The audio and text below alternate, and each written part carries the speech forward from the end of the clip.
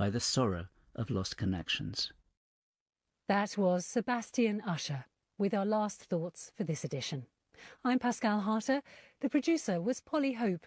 And we'll be back next weekend. So do join us again here on the BBC World Service.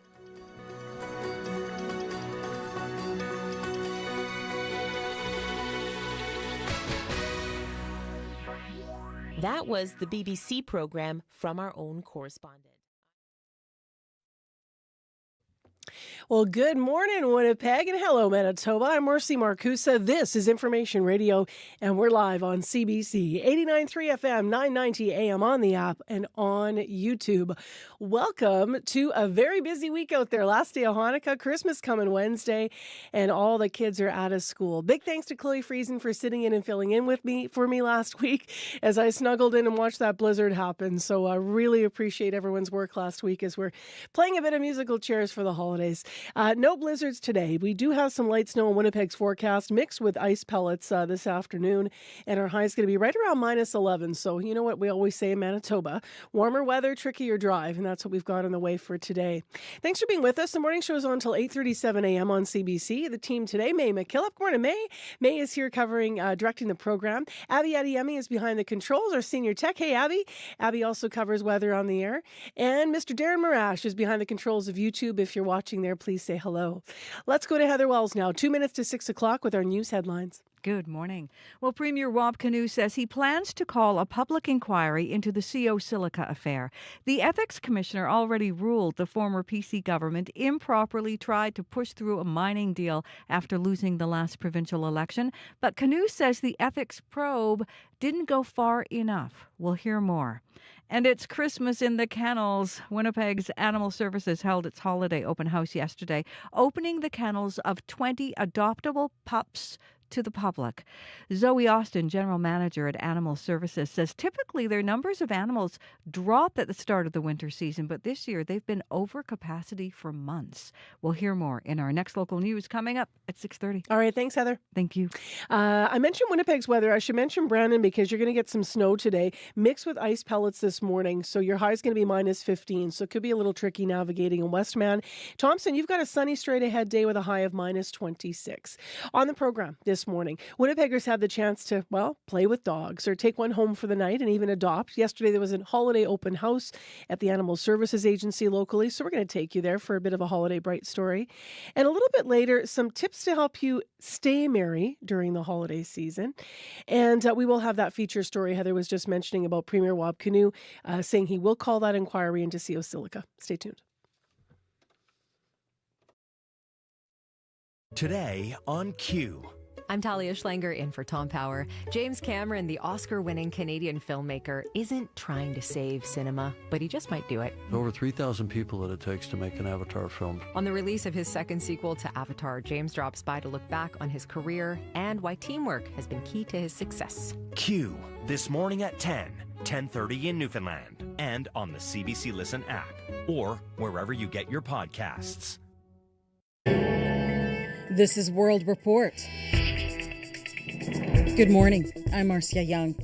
Newly released police documents are detailing the days and hours leading up to the mass shooting at Australia's Bondi Beach. Police allege the attack had been planned for months, and in addition to 2 shotguns and a rifle, officers say the suspects also had several explosive devices. 15 people were killed during a Jewish festival just over a week ago. Officials are calling it a terrorist attack. As Phil Mercer tells us, politicians are under pressure to do more to prevent this from happening again. I think it's really important that we take action in relation to guns, that we take action in relation to reducing the pressure in the community when it comes to the protests that we've seen. New South Wales Premier Chris Minns is promising Australia's toughest gun laws that would restrict the number and types of firearms that individuals can own. He also wants to give the police more powers to ban protests, which could affect large-scale marches. I know that there's a deep concern about international events and wars, and that people's passions are heightened, and there's genuine concern about it, and I'm not criticising them for holding those views. My responsibility is in Sydney right now. We need to make sure that the community is not divided.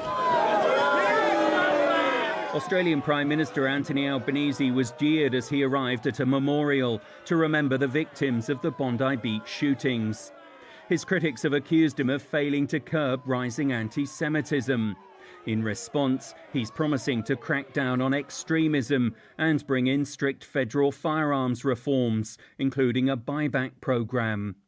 Roland Brown is from Gun Control Australia, an advocacy group. He wants certain handguns and high-powered rifles to be banned. The evidence is that taking these guns out of circulation and only allowing them to be available for people with a very specific need and limiting their availability works. There is no question about that. Australia's gun lobby says tougher laws won't prevent future tragedies and would only punish law-abiding firearms owners. Phil Mercer for CBC News at Bondi Beach in Sydney. Продолжается осмотр места происшествия. Следствием будут назначены необходимые... Officials in Moscow say they are investigating a car bombing with a high-profile target. Lieutenant General Fanil Sararov was head of operational training for the armed forces. He was killed this morning by an explosive device planted under a car. Russian officials say they are investigating a theory Ukrainian intelligence was involved in the car bombing. Ukraine has not commented. Employees at 60 Minutes are accusing CBS News of corporate censorship. Some of them are threatening to quit. On Saturday, the new editor-in-chief, Barry Weiss, reportedly shelved a story focused on the Trump administration's immigration policies. For more, I'm joined by Steve Futterman in Los Angeles. And Steve, what happened with this story? Well, this was supposed to be a report on the brutal treatment of some of the people the U.S. sent to El Salvador earlier this year. The people who the Trump administration said were in the U.S. illegally were flown by the Americans to El Salvador. The 60 Minutes report was to delve into their deportation and treatment. It began as soon as the planes landed. The deportees thought they were headed from the U.S. back to Venezuela, but instead they were shackled, paraded in front of cameras, and delivered to CCOT, the notorious maximum security prison in El Salvador. Now, the report had been heavily promoted. At some point yesterday, CBS News announced the report would not be broadcast last night.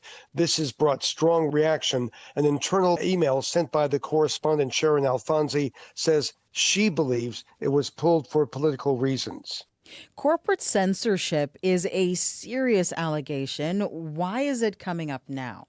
Well, this all has to do with CBS being merged earlier this year with Skydance, a company that's basically run by David Ellison. He and his father, Larry, who's a billionaire high-tech executive, are very close to the Trump administration. President Trump got involved in the merger talks. He basically gave it his okay. And there have been many who believe that Trump did that because he felt he was going to get more sympathetic treatment from this new CBS. Now, the new person brought in to CBS to head their news department, Barry Weiss, she said last night that her job is to make sure that all stories are the best that they can be. She says holding stories for whatever reason happens every day. Apparently, Barry Weiss has suggested that some members of the Trump administration be part of this story. Sharon Alfonsi says 60 Minutes reached out to the Trump administration and everyone declined to comment. Thank you, Steve. My pleasure. Steve Futterman reporting from Los Angeles. The FBI says Ryan Wedding is still a wanted fugitive. The alleged drug kingpin is believed to be hiding out in Mexico under the protection of the Sinaloa cartel. But the CBC's Jorge Barrera traveled to one of the narco group's strongholds, and people there said the former Canadian Olympian is not as notorious as U.S. officials claim. Our guy told me that he's going to let us know once he feels safe. Miguel Angel Vega, a journalist from Sinaloa, is driving CBC News to a meeting he set up with a member of the Sinaloa cartel. Can you put down the camera, please? Yep. We meet the cartel member in a safe house in Culiacan, the capital of the northwestern state of Sinaloa. For security reasons, we are not revealing his identity, and his voice has been distorted. He says he's heard Wedding's name in the news and on social media, but he doesn't believe his cartel is protecting Wedding. Están engordando la noticia, la están engordando a esa persona. He says U.S. authorities have made wedding out to be a bigger deal than he actually is, to make a big splash when they take him down. Pero en Canadá hay gente más seria. He says the cartel has had dealings in Canada for over 2 decades, Son gente, o sea, que trabajan grandes cantidades. with people who move large quantities of drugs. Son capos. He calls them capos, Canadian bosses. Wedding is also not top of mind for the Mexican military, constantly on patrol. Major General Ulises González Calzada leads the National Guard in Sinaloa. Yo conocí de él. He says he has also heard of Wedding, No lo he tenido yo así, ni tengo ninguna información al respecto. but the alleged Canadian narco is not on his radar in Sinaloa. Jorge Barrera, CBC News, Culiacán, Sinaloa. Jorge, we'll have a second report from Culiacán on your world tonight. Tune in to hear about the ongoing war inside the Sinaloa cartel and how it's plunged the region into one of its most violent eras ever. Medical experts say a rare surgery for endometriosis could be a game changer for women's health. 1 in 10 women in Canada suffer with endometriosis. The surgery was recently performed in Ottawa, but the doctor who completed this particular procedure says it's not accessible. As Jody Applewhite reports, doctors and patients want a national action plan to address endometriosis. For me, it became really debilitating and disabling. Danica Fleury has been living with endometriosis symptoms for more than a decade, including pelvic pain and muscle weakness. Her condition flared up about 4 years ago. Endometriosis is a chronic inflammatory disease. It happens when tissue similar to the lining of the uterus begins to grow outside of the organ. There's no cure. The endometriosis progressed and became unmanageable. Fleury was referred to the Women's Health Centre at the Ottawa Hospital, where a medical team used radiology and virtual reality to create a model of the disease within her pelvis.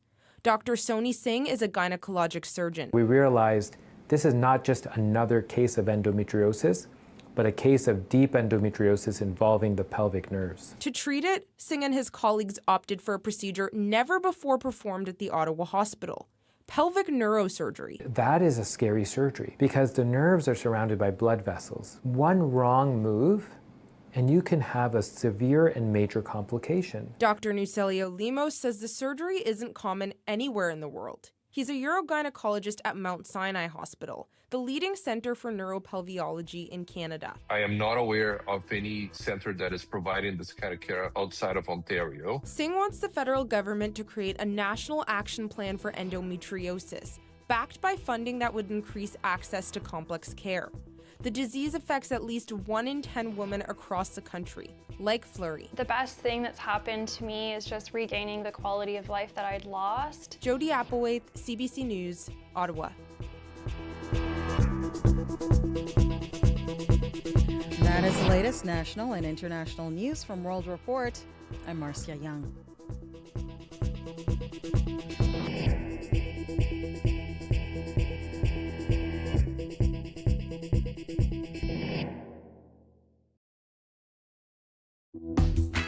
Good Monday morning, everyone. Welcome to Holiday Week. Thanks for joining us. I'm Marcy Marcusa. This is Information Radio, and we're live on CBC in downtown Winnipeg. But Thompson's your cold spot at minus 33. Going to be crisp up there this Monday morning. Thanks for joining us. Great to be back. Big thanks to Chloe Friesen for filling in for me. The forecast in just a moment. This hour on the program, we're going to talk to some people that had some lovely fuzzy fun over the weekend. The Animal Services Agency opened up for their holiday open house to give some of the animals there in their care some joy, and so we're going to take you there. In addition, high hopes for Team Canada as they look to redeem themselves after back-to-back disappointing results. We're going to get a preview of the World Junior Hockey Tournament that, of course, begins on Boxing Day. Tradition for a lot of families to watch that. And then we're going to talk about politics. A look back at Mark Carney's first year as Prime Minister is coming up with some analysis just before 7. Local headlines in a moment.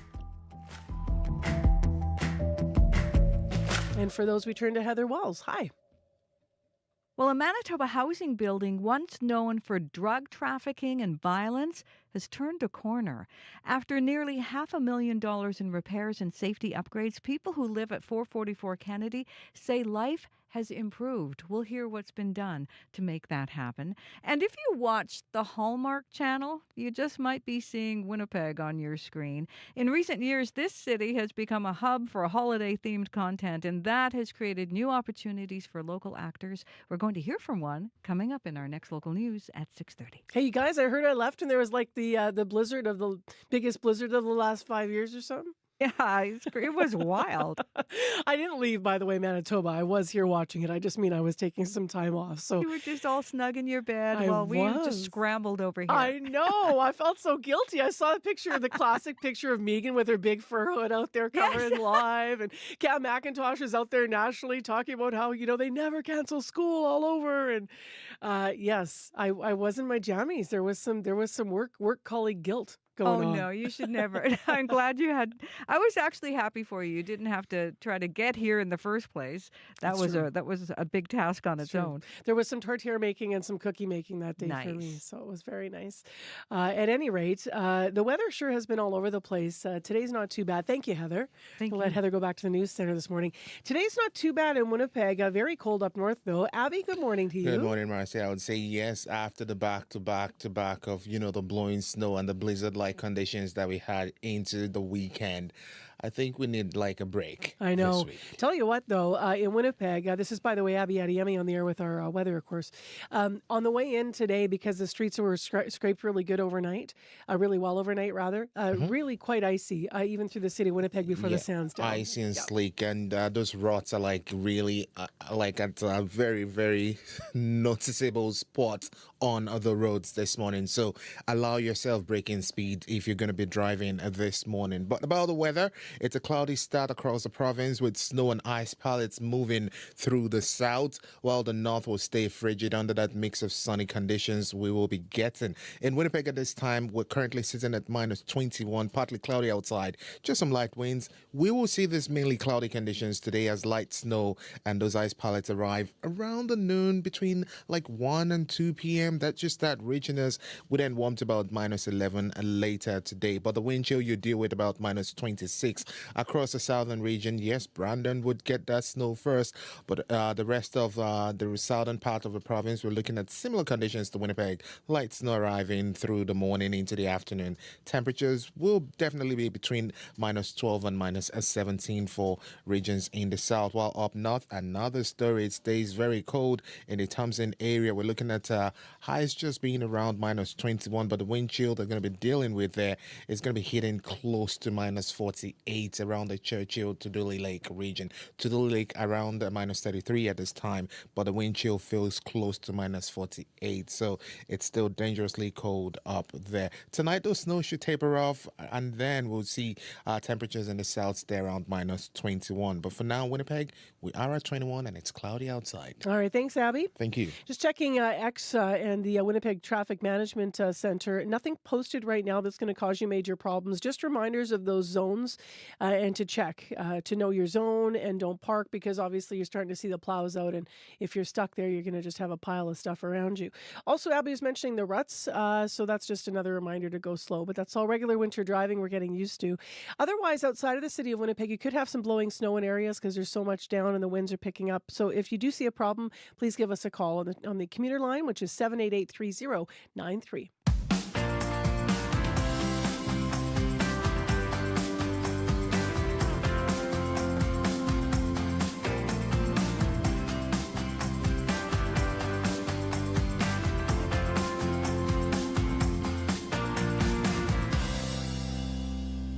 Well, let's start with something lovely, shall we? Winnipeg's Animal Services Agency hosted their annual holiday open house yesterday. So you can enjoy an afternoon with 20 adoptable fur companions. And the doors were open to everyone, whether you came to play with the dogs or take one temporarily home or you were there to adopt. The event is also called for donations, a call rather, for donations for the pet shelter. They need shampoo for dogs. They need toys and leashes. Radio Canada's Oceane Kouassi was at the shelter yesterday, and she spoke with animal lover Zoe Austin, the general manager of the Animal Services Agency. We don't typically open the kennels to the public. So this is kind of the one day a year where the public has the opportunity to come through, meet the dogs one-on-one in their kennels. It's also a donation drive. So Animal Services needs leashes, we need collars, we need food, we need treats, we need all of those things. And so the public can come and do a feel-good holiday thing. And also come and meet us. Our people do such important work in the community. And so it's a great opportunity for the public to come down and have a chat with us and see what we're doing. And we're really happy to have this. Right. And how many animals do you have? We have 33 animals in our care at this time, not counting birds. We have about 15 birds in our care as well.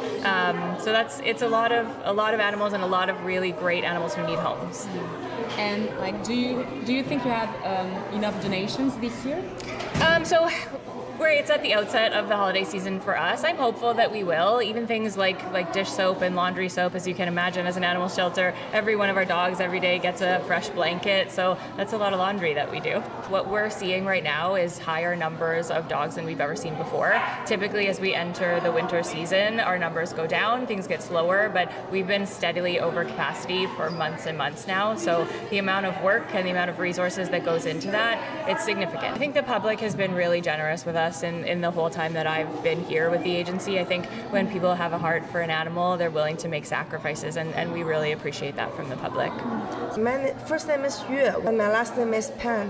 I'm just here to interact with service animals. I don't really have so much chance to play with them, see them, just here to know more about them. And also I have kids who love dogs and puppies, so we are here to interact a little bit more with service dogs. And do you plan to adopt one pet? Maybe later when my kid grows up a little bit and went for school, so we have more time with the dog. My name is Jasper Latardi. You're here today.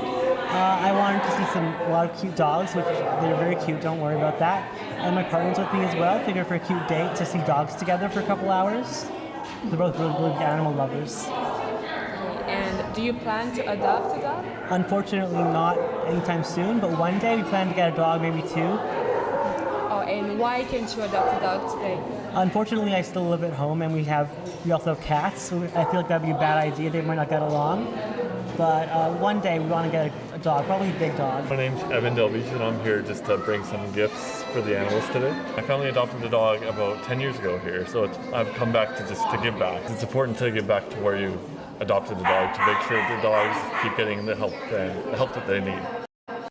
Noisy place, right? Well, why not? Animal Services Agency, people visiting the dogs yesterday. You just heard some who were attending Animal Services Agency in Winnipeg's holiday open house yesterday. Zoe Austin was also interviewed there, the general manager of the pet shelter. She said they have a lot of dogs right now. She was in conversation with Radio Canada's Ocean Kwasi. Ho, ho, ho! Santa here with an invitation to call me on Radio Noon. The reindeer and I will swing by on December 24th to take your calls. Boys and girls, let me know if you're ready for Christmas. Baking cookies, creating decorations, putting them on the tree, and have your wish list ready. That's December 24th on CBC Radio Noon. Wednesday, December 24th. He's always on Radio Noon, don't you know? And so if you want to call in, that's your chance. You can also text, and we'll give you the numbers throughout the show as we get closer to Wednesday. Well, you know what also is getting closer? The World Junior Hockey Championships. They begin Boxing Day in Minnesota. Remember, it was just over a year ago that players on Team Canada addressed the media after being eliminated on home ice in the quarterfinal. I wish we could have did more for the fans and the people of Canada. It sucks we had to go out this way, but I hate to say it, but there's always next year. So I wish we could have got it done this year, but I don't know. We'll look at the positives, I guess. That was heartbroken Team Canada player Gavin McKenna speaking with reporters in Ottawa last year. Well, next year is now. The team will look to improve on what's been a back-to-back disappointing tournaments, actually. Two Manitoba hockey players will be on the team. Carter Bear and Carson Carrells have been selected to represent the team. The CBC's George Maratos will be covering the World Juniors this year. And he spoke about the tournament with guest host Chloe Friesen on Friday. He also addressed why the World Juniors have become such a holiday tradition for so many across the country. Well, I think it's just that. It's the holidays for one. It's hockey. It's Canada. It's Christmas time. You're nursing that turkey Toblerone coma. You just want to sit on the chair or the couch and just hold your stocking and try to worry about the holiday debris another time and just watch some hockey. Even if you aren't glued to the television set, it's most likely on. I think Gord Miller and Mariah Carey have kind of become the soundtrack of the season. We may disagree on the great fruitcake debate, but this hockey tournament is the great unifier for many Canadians. So that for one. But the hockey's also really, really good. It's the best international players under the age of 20, future NHLers. Most have already been drafted. Some eventually will be. It's where we got introduced to Sidney Crosby the first time wearing the Maple Leaf, and Eric Lindros, and more recently Connor Bedard and Connor McDavid. And then there's the rivalry factor and the passion factor that comes with international play, that pride when you get to wear the jersey of your country for the first time. And certainly there's more salt and pepper these days when Canada and the U.S. face off. Freebird by Leonard Skinner, great song. I heard it way too many times at last year's tournament because it was Team USA's goal song, and they scored a lot, 29 Freebirds on their way to the gold medal. So hopefully we'll hear more Courage by The Hip, as that's Canada's goal song this time around. Ooh, such a good one. Yeah, I think it was a good choice for sure. So what's on the line for Canada this time around? I hate to put pressure on teenagers, but I think everything. We're used to winning gold at this tournament. Canada's done that 20 times. That's the most of any other country. That includes 2 5-year runs where they were champions. Gold is often expected, or at the very least, a medal of some color should be won. That's a lot of pressure for teenagers, but it's the truth.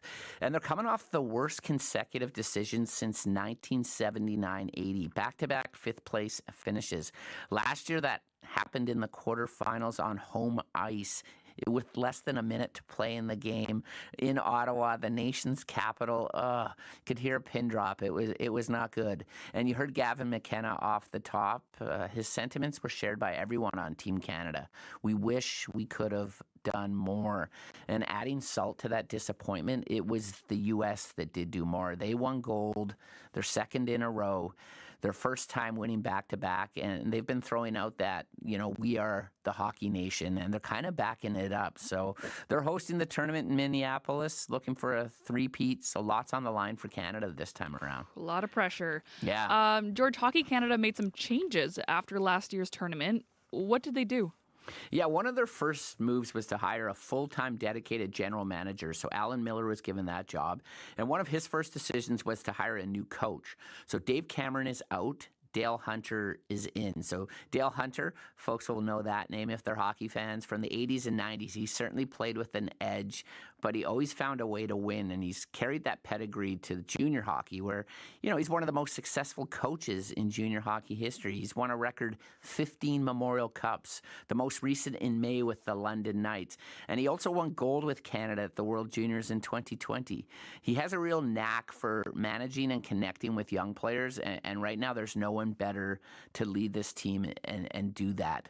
Canada's also made changes to their pre-tournament preparation. So in the past, they had a short selection camp. This year, they've moved to a training camp. So less players invited, more time playing together in the lead up to the tournament. So by the time training camp's over, they will have spent 11 days on the ice in Niagara Falls.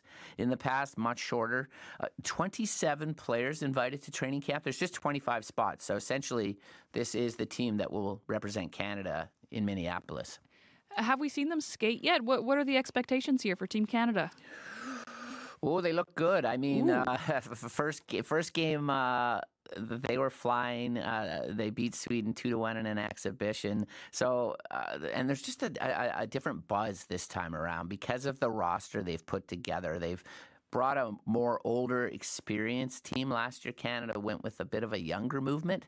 It didn't pan out for them like they were hoping, and they faced criticism for leaving some players that some thought were a shoo-in to be on the team off the roster. That's not happening this year.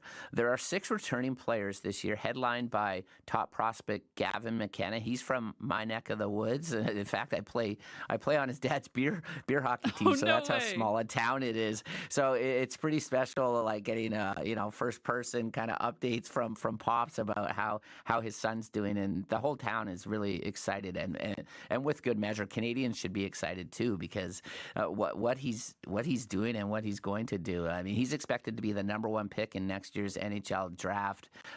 That's never happened for a Yukon player or any player from the territories, and he just continues to have success. After last year's juniors ended, he returned to the Western Hockey League, 54-game point scoring streak. Then he went to the Memorial Cup. He was named the Canadian Hockey League Player of the Year as a 17-year-old, and then in the summer he signed a $1 million contract to play with Penn State in the NCAA. It's kind of funny. His dad's showing me TNT is making a documentary on Gavin where they're following him this whole season. And so his dad's showing me the trailer the other day, and it's just like, wow, that is incredible. That's your son. But we haven't really gotten to see that much of Gavin this year just because of where he's playing. But someone that does watch him on the regular is his head coach, Guy Godowski. He's the coach at Penn State, and he's expecting big things from McKenna at the World Juniors. The sky's the limit. Whatever the coaching staff needs and wants, he's going to provide. I will tell you that. He has vision unlike I've ever seen before. And I'm very confident that he will find a way to be extremely impactful. And he'll do it, and his teammates are going to love him. He's going to be a very positive influence on the team. He's going to do extremely well. I mean, just look out. The kid's special, and he'll show it. It's not just Gavin McKenna that's going to lead this team, though. There are 19 first-round NHL picks on this roster. 7 players are skating in the NCAA this season, with the other 16 in the CHL. And some NHL teams have loaned some players to the tournament. So Calgary Flames defenseman Zane Parekh playing for Canada. San Jose Sharks forward Michael Misa, he's on the team. Tidge Iginla, his dad, NHL Hall of Famer Jerome Iginla.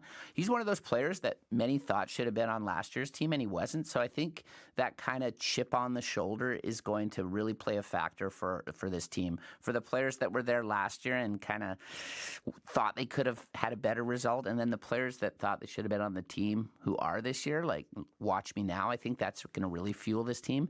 And look to their goalie, Carter George, to be outstanding again. He was excellent last year, and he's back in the pipes this year. So expect good things from Team Canada this year. And when does it all get started?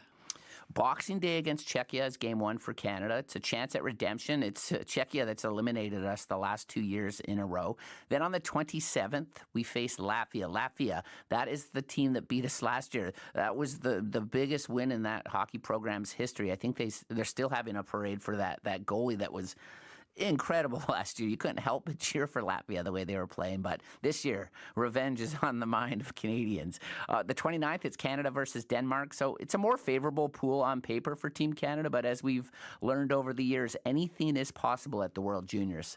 Thank you so much, George. So excited to see this team. Yeah, thanks so much. Have a great holiday. That's the CBC's George Moratos in conversation with guest host Chloe Friesen, who was filling in for me last week. George is covering this year's World Junior Hockey Tournament. It starts on Boxing Day. We're coming up to news time here at 6:30. I'm Marcy Marcusa. This is your Monday morning show on 89.3 FM, 990 AM, on the app and YouTube, on Information Radio on CBC. Thanks so much for being with us. Still ahead, we have a bit of a downer story coming up in business news. Spoiler alert. Federal public service servants are expected to learn about job cuts when they return from their holiday break. So we're going to walk you through the details on our business report with Krista Lee after our local news with more about what we understand about that. We also are going to hear about a new warning about fake money. If you're having trouble on the drive, give us a call this Monday morning, 788-3093. A little slick out there. And there's some ruts as well because of all the snow clearing continuing. Right now, here's CBC Winnipeg News. This is CBC News. Good morning. I'm Heather Wells in Winnipeg. At 6:30, it is minus 18 degrees. We're going to warm up to seasonal in Winnipeg today. It's going to be mostly cloudy, bit of light snow mixed with some ice pellets this afternoon. Today's high is minus 11. Premier Wab Kinew says he plans to call a public inquiry into the CO Silica affairs. CBC's Bartley Kivas reports. The Premier says he wants to know more about efforts by the former PC government to approve an environmental license for CO Silica. That's a company that wants to drill for sand in the arm of Springfield. Manitoba's Ethics Commissioner ruled this spring that former Premier Heather Stephenson and 2 PC cabinet ministers broke conflict of interest rules when they pushed to approve the project after the PCs lost the 2023 election. Canoe says the commissioner couldn't look at financial holdings that might explain why the PCs pushed so hard. There are still unanswered questions, mainly motive. Like, why did they do this? Canoe also says he wants to strengthen Manitoba's lobbying rules. U of M political scientist Paul Thomas says that's a good idea, but he says a public inquiry into the CO Silica affair could be used by the NDP government as a cudgel against the PCs going into the next election. Is this mainly driven by a political motive to be able to hurl insults at Bobby Kahn and the progressive conservatives? Canoe says the inquiry could start in 2026. Bartley Kivas, CBC News, Winnipeg. A Manitoba housing building once known for drug trafficking and violence has turned a corner. After nearly $500,000 in repairs and safety upgrades, people living at 444 Kennedy say life has improved. Ted Chartrand told CBC in 2023 that building should be shut down. But now he feels differently. It's gotten better with respect to not that much fire drills happening, people arguing always, yelling and stuff like that, smoking all over the place, you know. There is now 24-hour security at the locked front entrance. Tenants have to show ID to get in.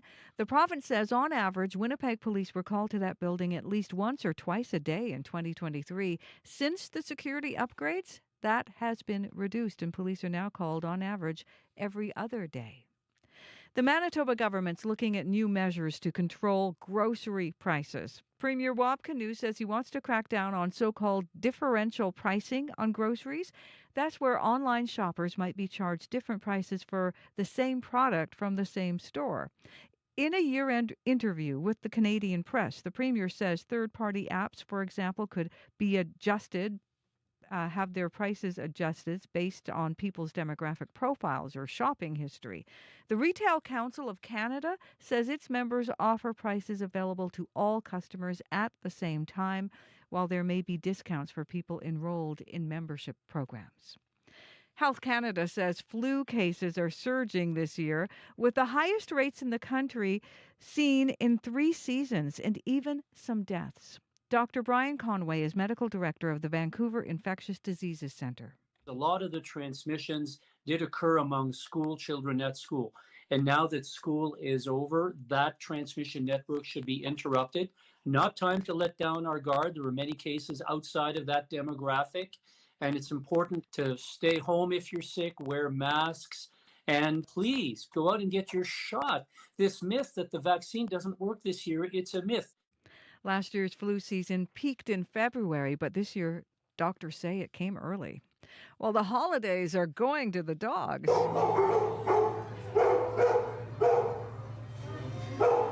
An Animal Services open house yesterday. Kennel doors were open to let the public interact with 20 adoptable pups. UPenn doesn't have a dog yet. Just here to know more about them.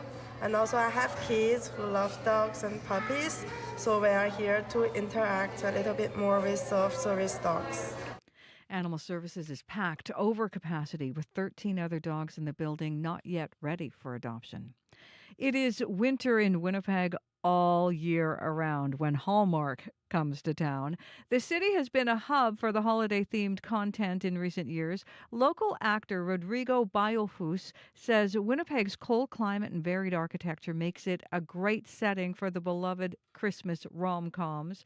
And people across the continent, he says, are watching. It puts Winnipeg on the map as a center of this genre of holiday films, and it's cool to see Winnipeg shine across North America. Baiofus has been in 4 Hallmark movies since 2020.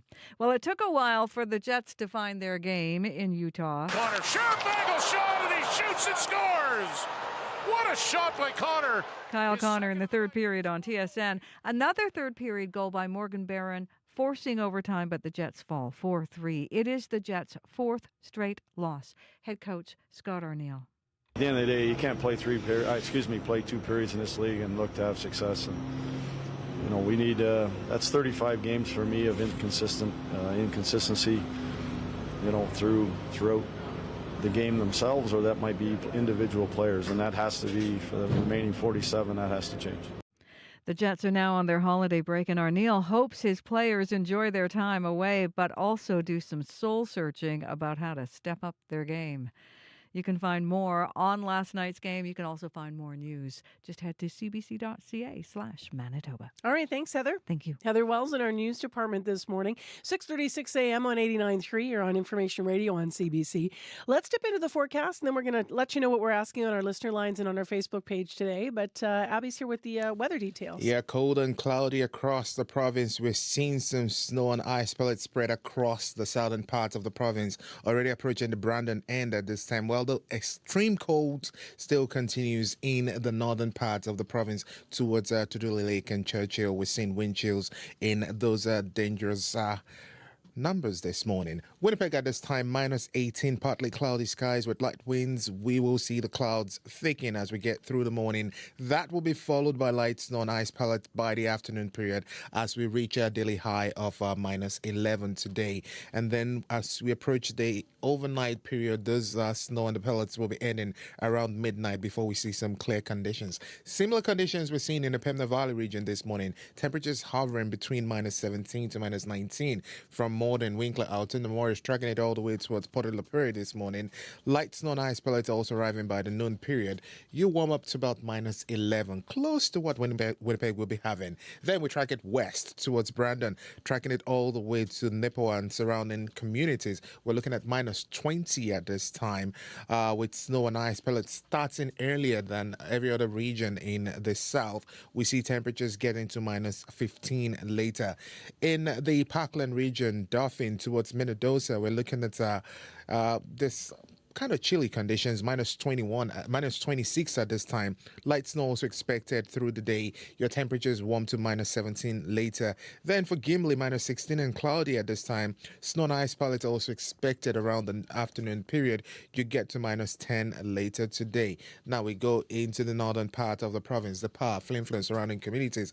We're looking at temperatures hovering between -22 and -24. We're talking about Burns River, Gillen, and we might see some 26 in those areas also, but most temperatures just hovering between -24 and -26 this morning. A good chance of snow through the day. For Thompson, it is cold there, -31 at this time. Clear conditions you're getting, but you see a mix of sun and clouds. You only warm to about -26 later, but you will be dealing with the wind chill close to -43 this morning. And then for Churchill towards Tuduli Lake and Lynn Lake this morning, we're seeing temperatures hover between -32 and -33, and it will stay around that range for most of the day. But the wind chill plus the gust that would create, you see the wind chill around the -48 this morning. So you really need to stay protected as the wind chill is going to be really hitting hard. So overall, blustery in the north. We're going to see some snow and some pellets down south. And Winnipeg is also going to get part of those, system coming our way. Currently, -18 and partly cloudy in the city. Feels like Manitoba to me. Winter. Abby and I are going to talk about what question we've posted here. I just want to make a mention that even though traffic is not busy right now, of course it's going to be busy later. It's the first week everybody's off. It's the last night of Hanukkah, Christmas coming up here this week. It's a very busy time, and the roadways are pretty slick. There's not snow plowing done everywhere yet, so there's ruts. And there's also not sand down everywhere yet, so there's ice. However, you should be able to get around. We're not seeing anything being reported early, at least. 788-3093, rather. 788-3093 is where you can reach us at CBC. So, Abby, our question this Monday morning is, if nothing else happens, like nothing else, what one thing has to happen to make your holiday season? So what I'm going for here with this question, listeners, is it someone you have to see? Is it a food? Is it an activity, movie, song? Like, it could be anything. But, if everything else falls by the wayside, what has to happen? My brothers and I, we must get together. Oh, I love we that. must, because one of the brothers doesn't indulge in alcoholic beverage drinks, and we try to make him do it the Christmas period. The bad influence brothers. It's not a bad influence. It's just so. So it must. It's a yearly thing. It's raising a glass with your brothers. We're getting together, and you know it's gonna happen. You're gonna have a festive cheer. I love that, you and your brothers. Mine is honestly, I'm pretty cheesy, but I have to make tortilla. Oh. So I have to make French meat pie, and I think that's a bit sentimental because my mother-in-law passed away years ago, and my sister-in-law moved away, so I kind of took this up. This is like a tradition from my husband's side of the family, but I feel like that sort of completes things and rounds it out, and I don't know, there's just something about when we make it together. It's kind of always an ordeal. It takes a long time. My husband spices it up, does all this stuff. And I make the pastry, and so we did that this week, and I don't know, for me, that has to happen, and I have to watch Die Hard. Oh. You just said it, Die Hard. It's Die classified a Christmas movie on my list. So Die Hard, I would take that. Yeah. It's on my list for this weekend, actually. So call us 788-3205 204-788-3205. If nothing else happens, what has to happen that makes your holiday season? We'll make your season. Let us know. Let's go to Christelle Ramlakan, who can answer the question or give us business news. Either way, I don't want to leave you hanging if you're sitting there going, "Oh, I know." Do you have an answer to this one? Yeah, so usually my boyfriend and I go and see the Christmas lights. So there's like a drive-through Christmas light display here in Ottawa in a park, and we have to go do that. And that really makes it feel like it's the holidays. And they always have like really funny themes. Like last year, I think it was like dinosaurs or something. Yeah. So I'm always interested to see what kind of new displays they have and what kind of themes they have, and stop and get some hot chocolate. And you know what? We asked this question this morning because this is the week where people run around trying to do all the things, and often you just don't get to all of them. So it's just a good reminder, like, just what's the one thing? Yeah. I love that. Go see the lights. Yeah, and then, tuning your radio station to the music that they have that here too at Red River coordinated. at the park. All right, we are starting with something, and we have to change our tone right away because this is actually a really serious story. Federal public servants are expected to learn, I understand, about job cuts when they return from their holiday break. Can you walk us through what we know? Yeah, that's right. So departments such as Immigration, Refugees and Citizenship, Environment and Climate Change, and Employment and Social Development have told staff news on job cuts will be shared in the new year. So the government is looking to cut spending by about $60 billion over the next 5 years. And the latest federal budget says the government will deploy workforce adjustments and attrition to return the size of the public service to what it calls a more sustainable level. So the government plans to cut 40,000 jobs from a peak of about 368,000. And, about 10,000 jobs have already been eliminated over the past year. The plan will see reduction of 1,000 executive positions over the next 2 years and a 20% cut to spending on management and consulting over 3 years. And, we've heard about this before, but just a reminder that letters with information on early retirement have been sent to almost 68,000 public servants. The government says it's trying to boost attrition and avoid cutting younger workers by offering this voluntary program, allowing workers to retire earlier without a pension penalty.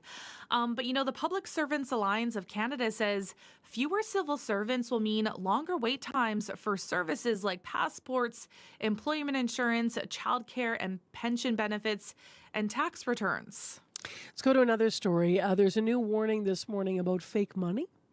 Yes, that's right. So the Retail Council of Canada says there's been a significant increase of fake $20, $50, and $100 bills since November.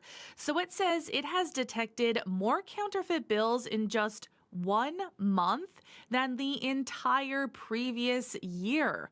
So the association says counterfeiters have refined their techniques and the fakes are very difficult to tell apart from the real thing, even for the trained eye, and that even the hologram is really well done.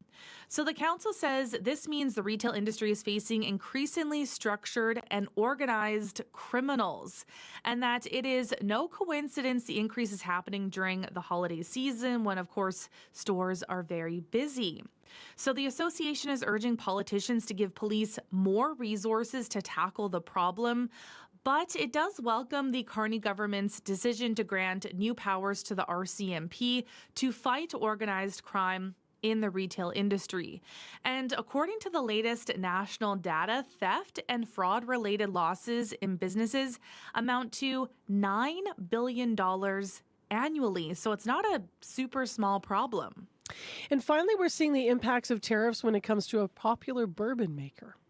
Yeah, that's right. So Jim Beam plans to pause production at its main facility, its main distillery in Kentucky, January 1st, as the state faces an increasing supply and uncertainty over President Donald Trump's trade wars. So Kentucky has an all-time high of 16 million aging barrels of bourbon in its warehouses, and distillers are paying for that supply since the state charges taxes on the barrels. So Kentucky distillers paid $75 million in aging barrel taxes this year, which is up 27% from last year. And alcohol makers in the U.S. are also dealing, of course, with retaliatory tariffs and consumers pulling back on discretionary spending amid an affordability crisis. So as, I'm sure people remember, in March, some Canadian officials, some provinces banned American spirits from stores. And the Kentucky Distillers Association says long-term planning for a product that won't even be ready for years is already tough enough. And it says it needs the certainty of tariff-free trade to flourish. So obviously, we've seen lots of Canadian businesses worried about tariffs. And now we're hearing from American businesses who are also worried about them. Yeah, when we had the one-day sale off of the U.S. booze last week, 2 weeks ago rather, in Manitoba, bourbon was a big thing flying off the shelves here. People, I think, making old fashions probably. All right, thanks, Crystal Lee. Take care. Thanks, Marcy. Crystal Lee Ramlacan with Business News. Well, if you're toasting the season, maybe you'll have this on. Here's William Prince in Silver Bells.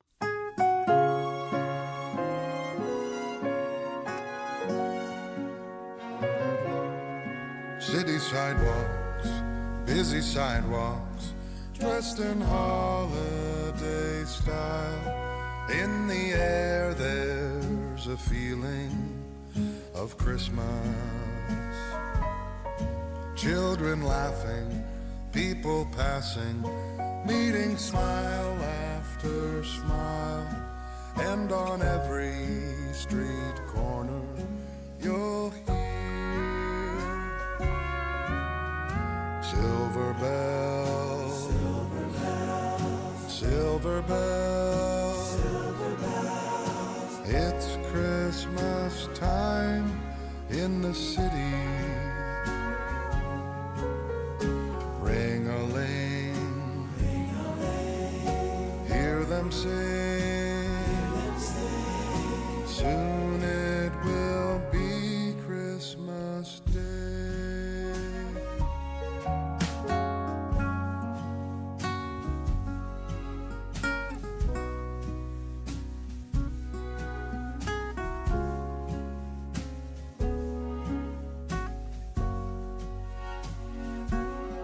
Strings of streetlights, even stoplights, blink a bright red and green as the shoppers rush home with their treasures. Hear the snow crunch, see the kids bunch. This is Santa's big scene, and above all this bustle you'll hear silver bells, silver bells, silver bells. It's Christmas time in the city. Ring-a-ling, hear them sing, soon it will be Christmas Day.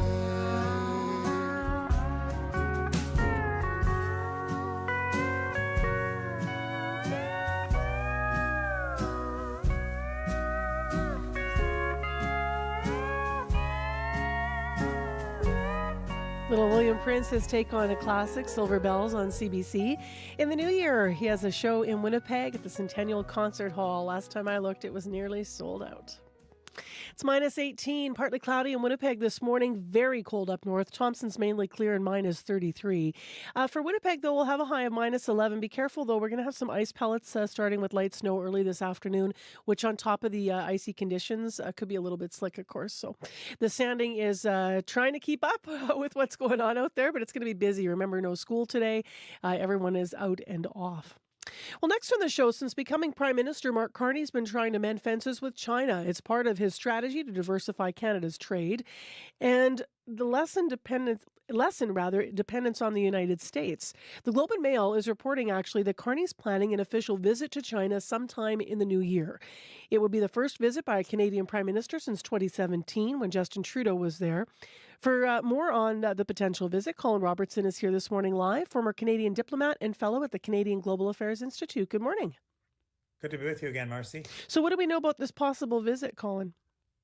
Well, when Prime Minister Carney was in Korea for the APEC summit, President Xi Jinping of China formally invited him to come to China in the new year.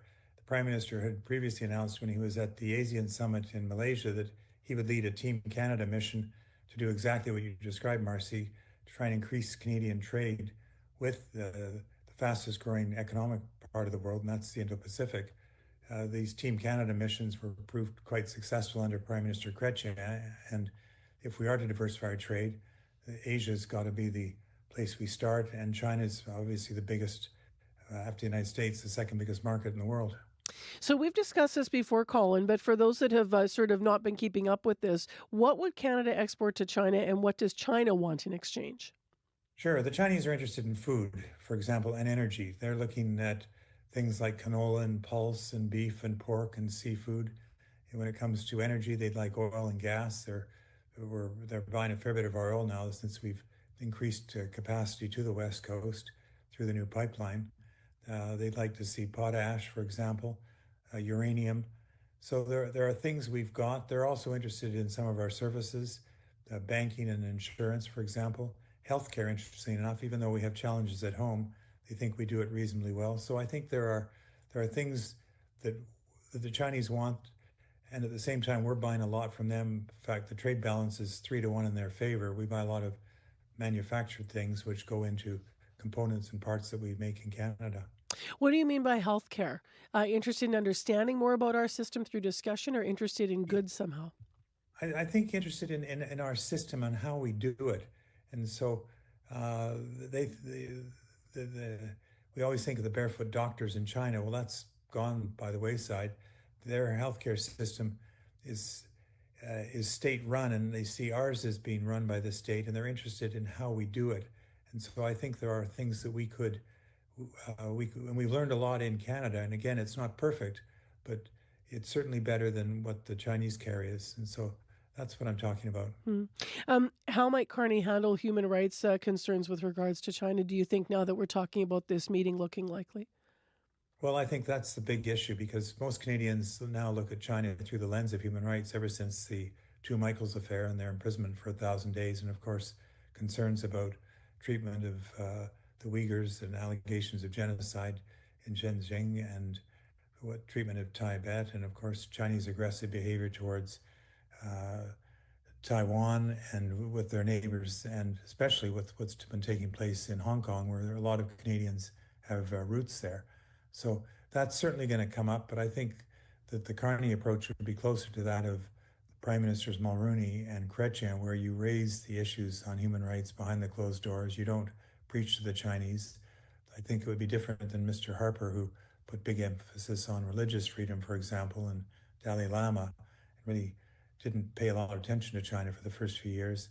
And then Mr. Trudeau, who wanted to make human rights and gender and environmental issues part of any trade agreement. The Chinese said, no way, thank you. And that was that. And that's why the last visit by a Canadian Prime Minister was Mr. Trudeau 8 years ago. So I think that the Carney approach will be different and is probably likely to net us greater results, both in terms of human rights and bluntly in terms of trade.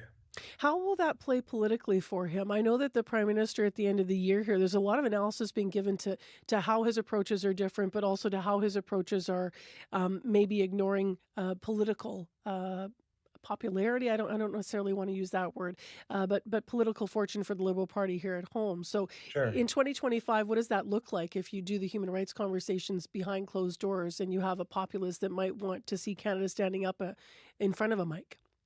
Well, Marcy, I think that, no, it's a very good question. But the Prime Minister in an interview with Rosie Barton said, look, there are going to be guardrails, particularly around things like critical minerals, artificial intelligence, and defense. And we're not going to have a deep relationship, not the kind of relationship that he's trying to establish with the Europeans and the democratic allies like Japan and Korea, Australia, New Zealand. But you can, using what I would call selective engagement on, as I say, tourism and students, and on trade in food and energy. These are things that we can do. You know, you go back John Diefenbaker's time when we didn't even have diplomatic relations with China. We were still selling them wheat. So I think that you can. It's a fine line. I think the Prime Minister gets it, but I think he also understands that at the end of the day, he wants to put bread on the table in Canada, but at the same time, make clear that our values haven't shifted. Thank you very much, Colin, for your time. Thanks, Marcy. That's Colin Robertson, now with us live, fellow at the Canadian Global Affairs Institute and former Canadian diplomat. More national and international news is coming up at the top of the clock at 7 o'clock. It is 3 minutes to right now. Heather Wells joins us with an update on our news headlines and our stories in Manitoba. Good morning. Good morning. Well, Premier Rob Canoe says he plans to call a public inquiry into the CO Silica affair. The Ethics Commissioner already ruled the former PC government improperly tried to push through a mining deal after losing the last provincial election. But Canoe says the ethics probe didn't go far enough. We're going to hear more on that. And winter just officially got underway yesterday, but in Winnipeg, it's winter all year round when the Hallmark Channel comes to town.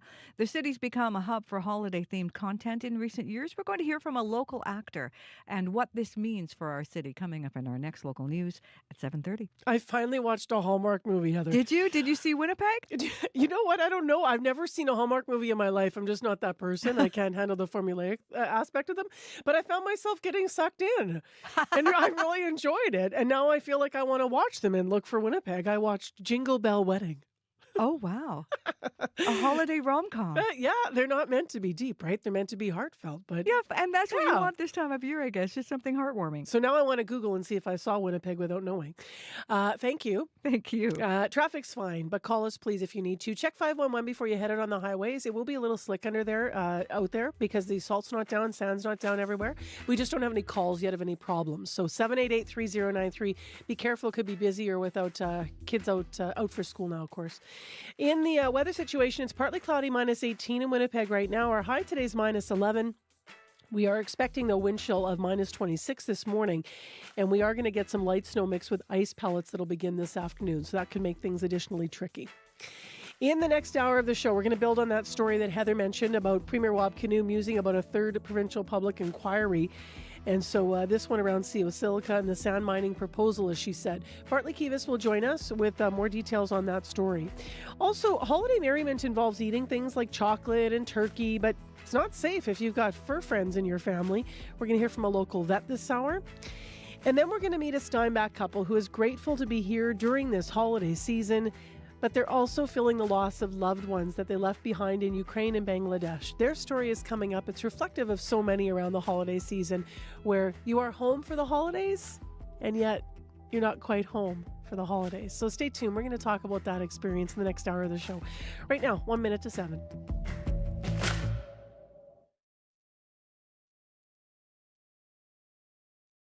On The Current. A lot of Canadians have found a new passion for our country this year, and Rick Mercer has been traveling across Canada, hearing from people in every corner of this nation. There was a real desire for Canadians to come together, to celebrate, not to dunk on the States, because they're doing that themselves, quite frankly. Rick Mercer on politics, patriotism, and how to make it all funny, coming up on The Current. The Current with Matt Galloway. This morning at 8:37, 9:07 in Newfoundland, and on the CBC Listen app. This is World Report. Good morning. I'm Marcia Young. Police in Australia say the attack at Bondi Beach had been planned over several months. That is according to newly released court documents. Police allege the gunman had explosive devices and an Islamic State flag when they carried out the attack at a Jewish festival. 15 people were killed, more than 40 others injured. I'm joined by freelance journalist Phil Mercer, who is at Bondi Beach. And Phil, what exactly is in these documents? Well, these are pretty disturbing allegations. The police allege that the gunman carried out surveillance of the sites at Bondi Beach 2 days before the attack. There's also an allegation that the gunman had training, firearms training in a regional area, quite possibly here in the state of New South Wales. There's also a claim from the police in these documents that Naveed Akram, the youngest of the alleged gunmen, recorded a video trying to justify the attack. And I imagine the most startling of these allegations are claims from the police that the gunman threw 4 improvised explosive devices towards the crowd at that Jewish festival during the attack. None of those devices detonated, but the police say that they were viable and had to be made safer later. And the police say that this was a meticulous attack that was planned months in advance. What can you tell us about the pressure on politicians to prevent another attack? We've seen immense political pressure on the Prime Minister of this country, Anthony Albanese. He has been accused by his critics of failing to curb a rising tide of anti-Semitism. In order to try to regain his political authority and to make Australia safe, we've seen the Prime Minister in the past 8 days announce a crackdown on extremism. For example, there will, under the government's plan, be a gun buyback scheme. So firearms that will be deemed illegal soon will be able to be handed in by those owners or the people who own them, and they will be recompensed for that. And also there will be a review of Australia's intelligence and police responses. So all of these things are in the political sphere as Anthony Albanese, the Prime Minister, seeks to reassert his authority and make Australia safe in the run-up to Christmas. Thank you, Phil. Thank you. Reporter Phil Mercer at Bondi Beach in Sydney.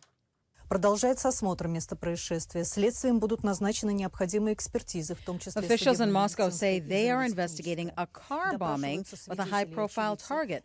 Lieutenant General Fanil Sararov was head of the operational training department for the armed forces. He was killed this morning by an explosive device planted under a car. Russian officials say they are investigating a theory Ukrainian intelligence was involved in the car bombing.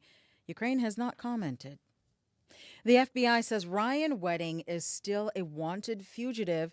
Then the alleged drug pin is believed to be hiding out in Mexico under the protection of the Sinaloa cartel. But the CBC's Jorge Barrera traveled to one of the narco group's strongholds, and people there said the former Canadian Olympian is not as notorious as U.S. officials claim.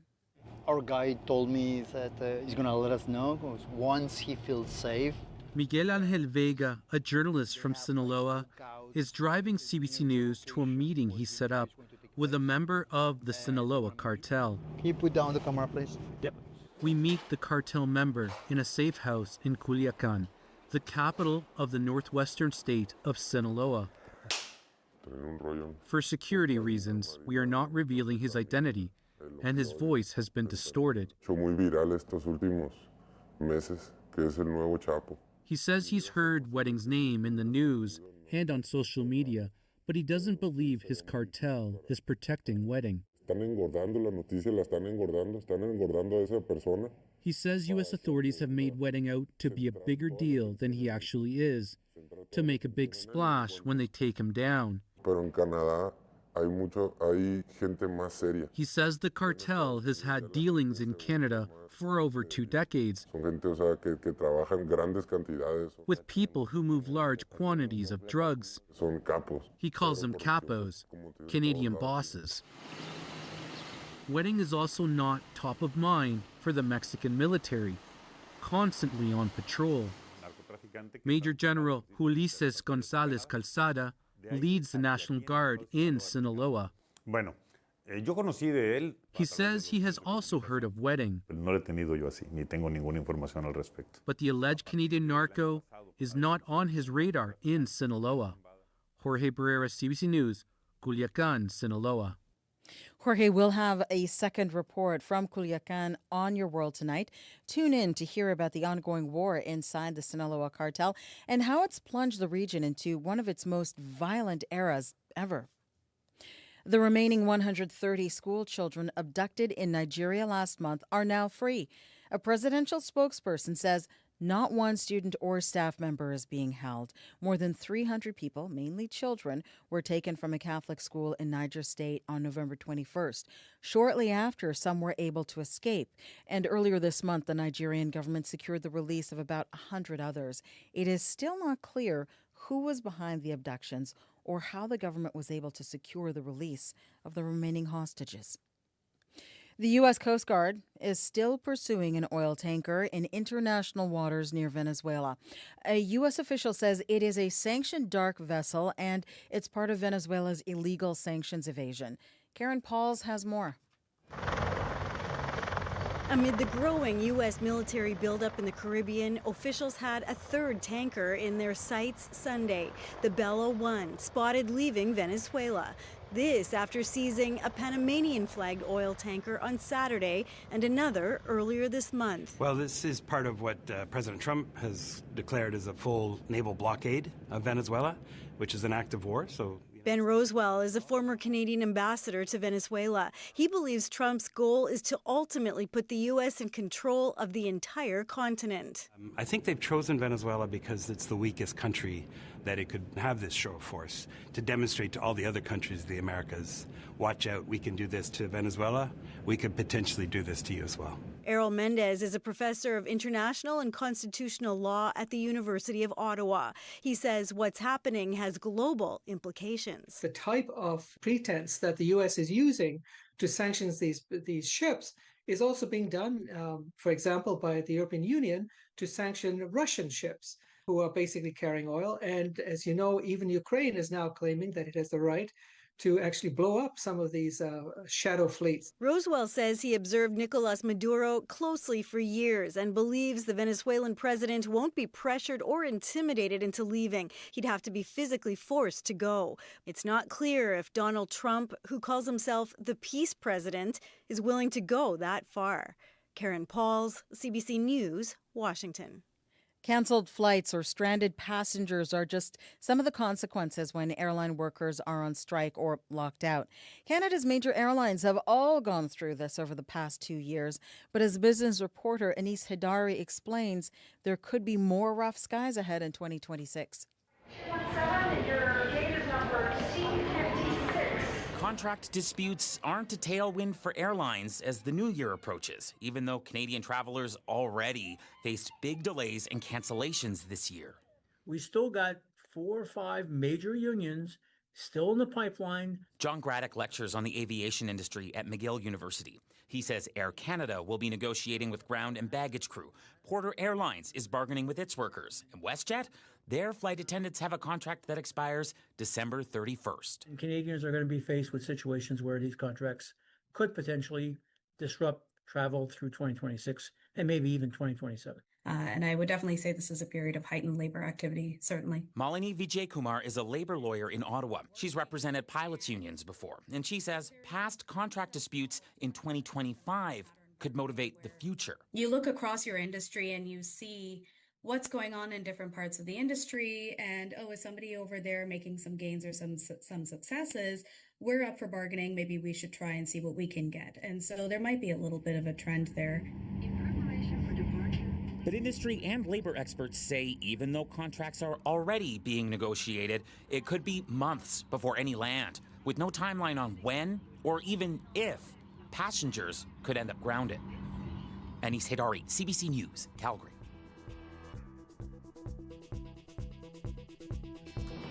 That is the latest national and international news from World Report. News anytime, cbcnews.ca.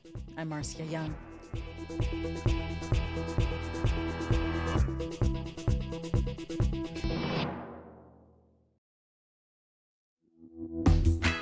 Good morning, everyone. It's going to be frigid up north and a little bit slick here down south. I'm Marcy Marcusa. We're live in Manitoba in the heart of Winnipeg on Information Radio on CBC. Great to be back with you here on 89.3 FM, 990 AM on that app and YouTube. Thanks to Chloe Friesen for filling in for me last week. It is 7:10 a.m. in this hour on the show.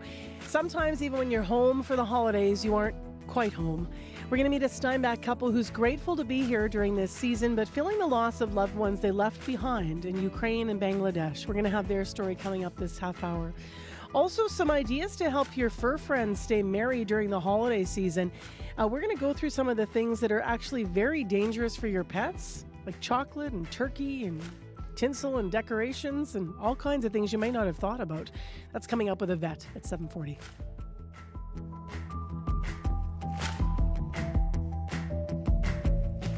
Heather Wells is in with headlines. Good morning. Good morning. Well, a Manitoba housing building once known for drug trafficking and violence has turned a corner. After nearly $500,000 in repairs and safety upgrades, people living at 444 Kennedy say life has improved. We're going to hear from one tenant about his change of heart. He once called for that building to be shut down. So more on that story coming up. As well, the Manitoba government is looking at new measures to control grocery prices. That story and more in our next local news coming up at 7:30. All right. Thanks, Heather. Thank you. It's something the Premier alluded to in our last monthly interview, so we'll see what details we're going to get here. Let's go to what's happening in the weather forecast. Speaking of details, here's Abby Adiemi. Yes, Marcia, wintry mix across the province. We're looking at snow and ice pellets that will be coming towards the south, and that would create some messy conditions later and even towards your commute home today. Well, up north, we're still seeing those beta Arctic freeze towards Churchill and Tuduli Lake this morning. Winnipeg, minus 17 at this time, mostly cloudy outside, light winds. We'll see a mix of light snow on those ice pellets begin this afternoon as we reach a high of minus 11, while tonight will bring some blowing snow and then temperatures will stay around minus 16, though some sunny conditions on its way tomorrow. Across the southern regions from Brandon towards the Pembina Valley region and the Interlake region, we're looking at temperatures between minus 17 and minus 19 this morning. Also expecting a mix of snow and ice pellets through the day with highs between minus 10s and minus 15s in those regions. Up north, it's sharper cold. Sunny conditions expected. We'll see those highs between minus 26 and minus 31. And just something to flag. If you're hitting the road, keep in mind the highways because of the dump we've had. Some partly covered roads that I'm watching this morning. East St. Paul towards Lockport, it's covered, so you need to take it easy there. Also, Highway 75 towards the U.S. border. Once from Senegal, you get to Morris, it's partly covered also. And then from the Whiteshell area, also covered. Dauphin towards Riding Mountain, we also see covered conditions on that part of the road, the highway. So take it easy as you head out there. So it's going to be more like still that messy start of the week because of the snow we got this weekend. So further to traffic, you're going to check 511 before you get out on the highways, as Abby mentioned. In the city of Winnipeg, Henderson and Hespeler has a collision now blocking the southbound median lane. So that's down to one lane. Keep right to pass there. Expect some southbound delays and watch for the ruts and the areas where the salt and sand is not yet down. Give us a call if you need 788-3093.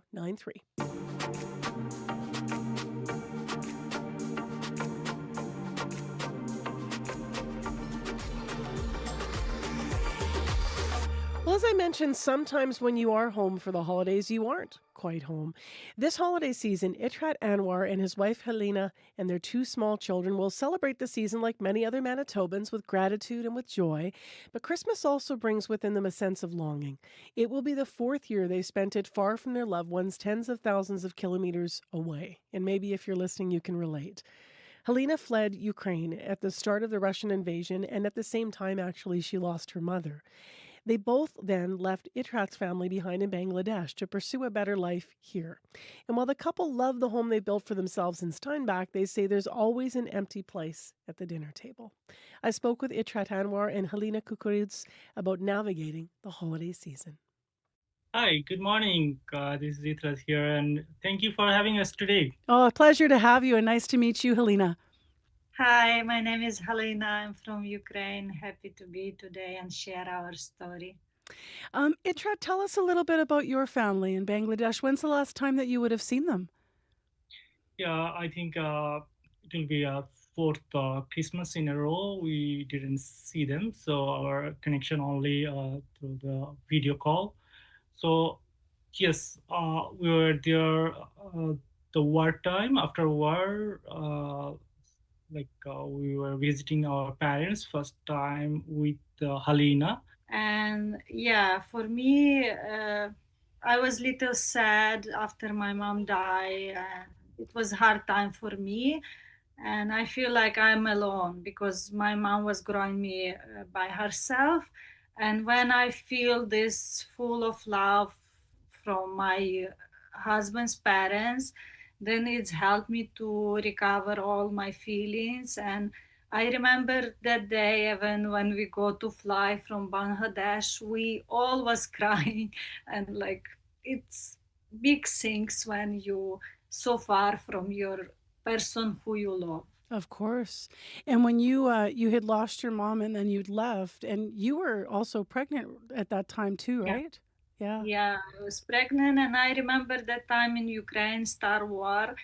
We need to go basement for like hiding when listen alarm. And my house, my building was so old, and we need to run nearest post office, nearest building for be safe. And especially it can be daytime, it can be night when you sleep, it can be any time. It was so stressful, and I believe it can understand only who was really there. Yeah. What a time, the loss of, you're watching your country go through this. You lost your mom, as you said, then you connect with Itrat's family, and then you had to, leave them. How have you stayed connected to Itrat's family now? Do you guys have Zoom calls? We call in every day, like morning, evening, special. It's sometimes hard because we have difference with time. 12-hour difference. Yeah, and we can call only morning or evening, and like kids will not go sleep before they see grandparents. Oh, I love that. I love that. Have they met the kids in person ever? No. Yeah, Only. yeah, they didn't meet their grannies in person, so only our way to see them on like virtually. Yeah. And yes, I know they sometimes speak different languages. So because we are here in Canada, we try to speak in English, and Halina you speak Ukrainian, and my parents speak with them sometime in Bengali. So they learn a few words, and they say my nanu. It means like my grannies, and they try to hug their grannies and through the screen. Yes, through the screen. It's cute, but yeah, it's emotional. Absolutely. Also emotional. I understand your mom is sick right now. Is that right, Itrat? Yes, we found last year she has cancer. How's she doing right now? She is strong. She believes that soon she will beat their grandchildren. So she's going through the treatments, and she is recovering. She already had operations and therapies, so she's doing great. We are hopeful. We are hopeful for the good health, and maybe next Christmas we'll celebrate together here in Canada. That would be amazing. What kind of traditions do you miss most during the holidays, Halina? And what do you do to try to still keep maybe some of that tradition here? We have few dish actually in Christmas in Ukraine. We doing 12 different dish, and we sitting together, we talking, we singing. It's really special time which I miss, and it's need to everybody come, like even relatives which working outside of country always coming for Christmas. It's big time when you spend with your family. Yeah, we have special dish, and I still cooking like every year here. I want to test that food, and it's giving me some kind of happiness. And if like I feel I'm little in Ukraine. Yeah, we really miss our traditions, but here we have also some events, some friends. We visit them. We last week we went to first time we attend the Parliament open house, also Winter Wonderland. So kids are like enjoying, but as I said that longing is always for parents always there. Yeah. You sharing this story, the two of you this morning, and also Itrat, you wrote a first-person piece for CBC that people can read about this. It really will connect to a lot of, I think, listeners, at this time of year.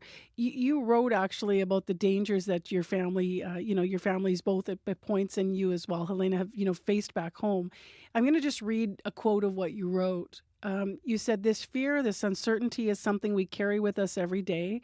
And though we are safe in Canada, the ache of being far from our loved ones only grows stronger.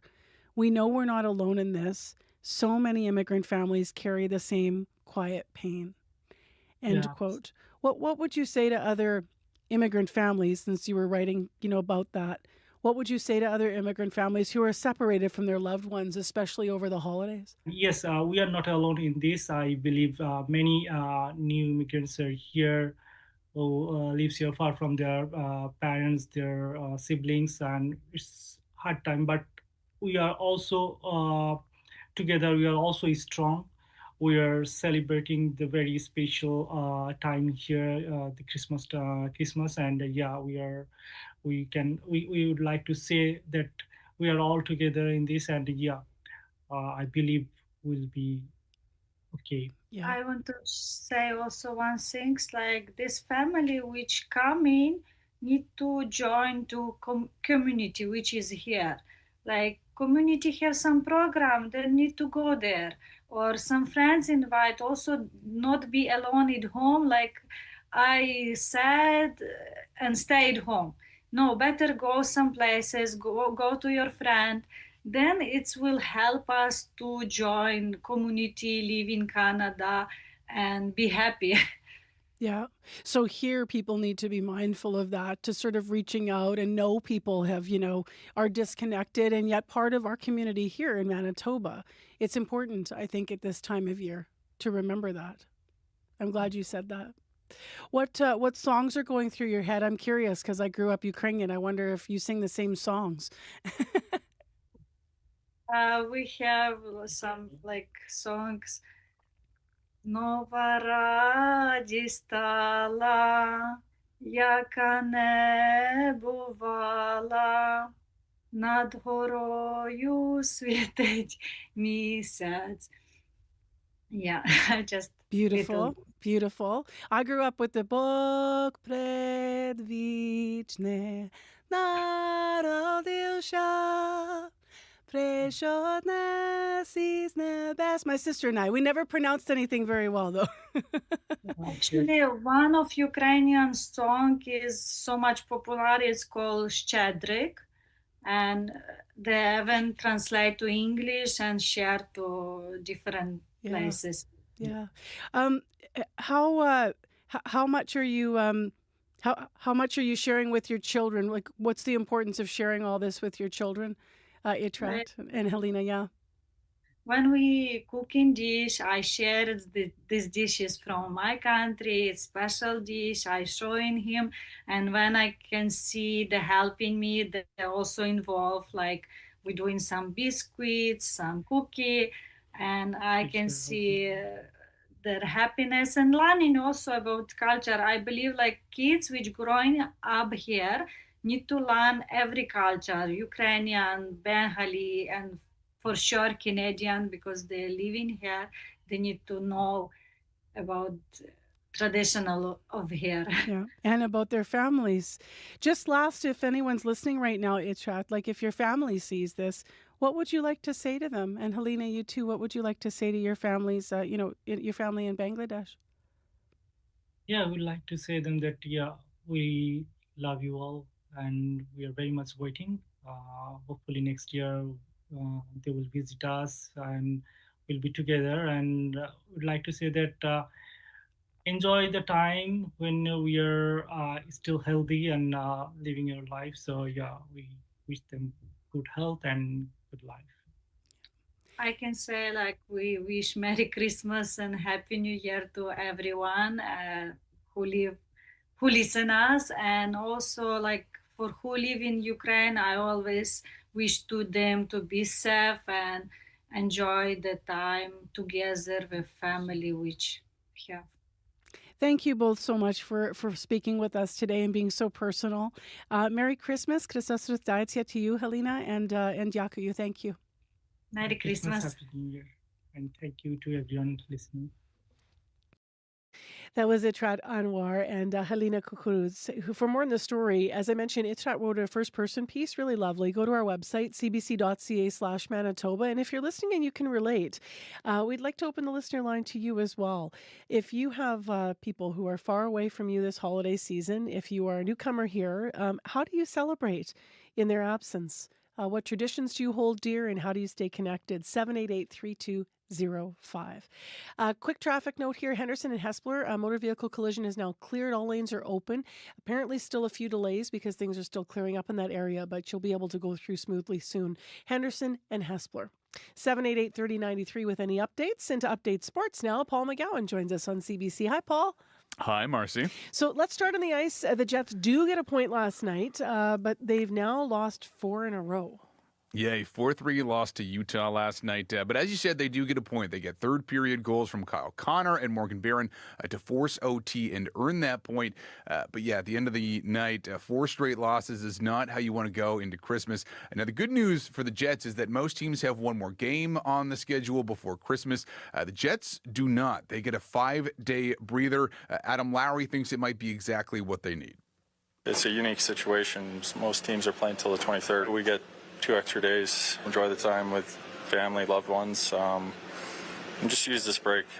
It's a sprint to the Olympics. It's a busy January. Take some time away, maybe a mental reset, and for some guys, maybe a physical one too. Elsewhere in the NHL last night, history for Sidney Crosby. He becomes the all-time points leader for the Pittsburgh Penguins. Impressive to lead any team in scoring over their history. Even more impressive when the guy you have to pass is Mario Lemieux. No doubt. Let's go to skiing. One of Canada's medal hopefuls is on a roll right now heading into the Olympics. Well, Rhys Howden has been unreal lately. He is already the winningest men's racer in World Cup history, and then yesterday won gold in ski cross in Italy for his 3rd straight World Cup victory. He has also won 7 of his last 10 races. Afterward, there were questions about the coming Olympics, but Howden also answered questions about his Christmas plans. Excited to get back in touch with the family, and yeah, no, it's gonna be really awesome and a great way to start off the Christmas break. The hope is to not get too sick from here. If I can get through Christmas without getting sick, that'd be unreal. And hopefully it snows and we get some big dumps in Revelstoke and we can do some pow skiing and sledding.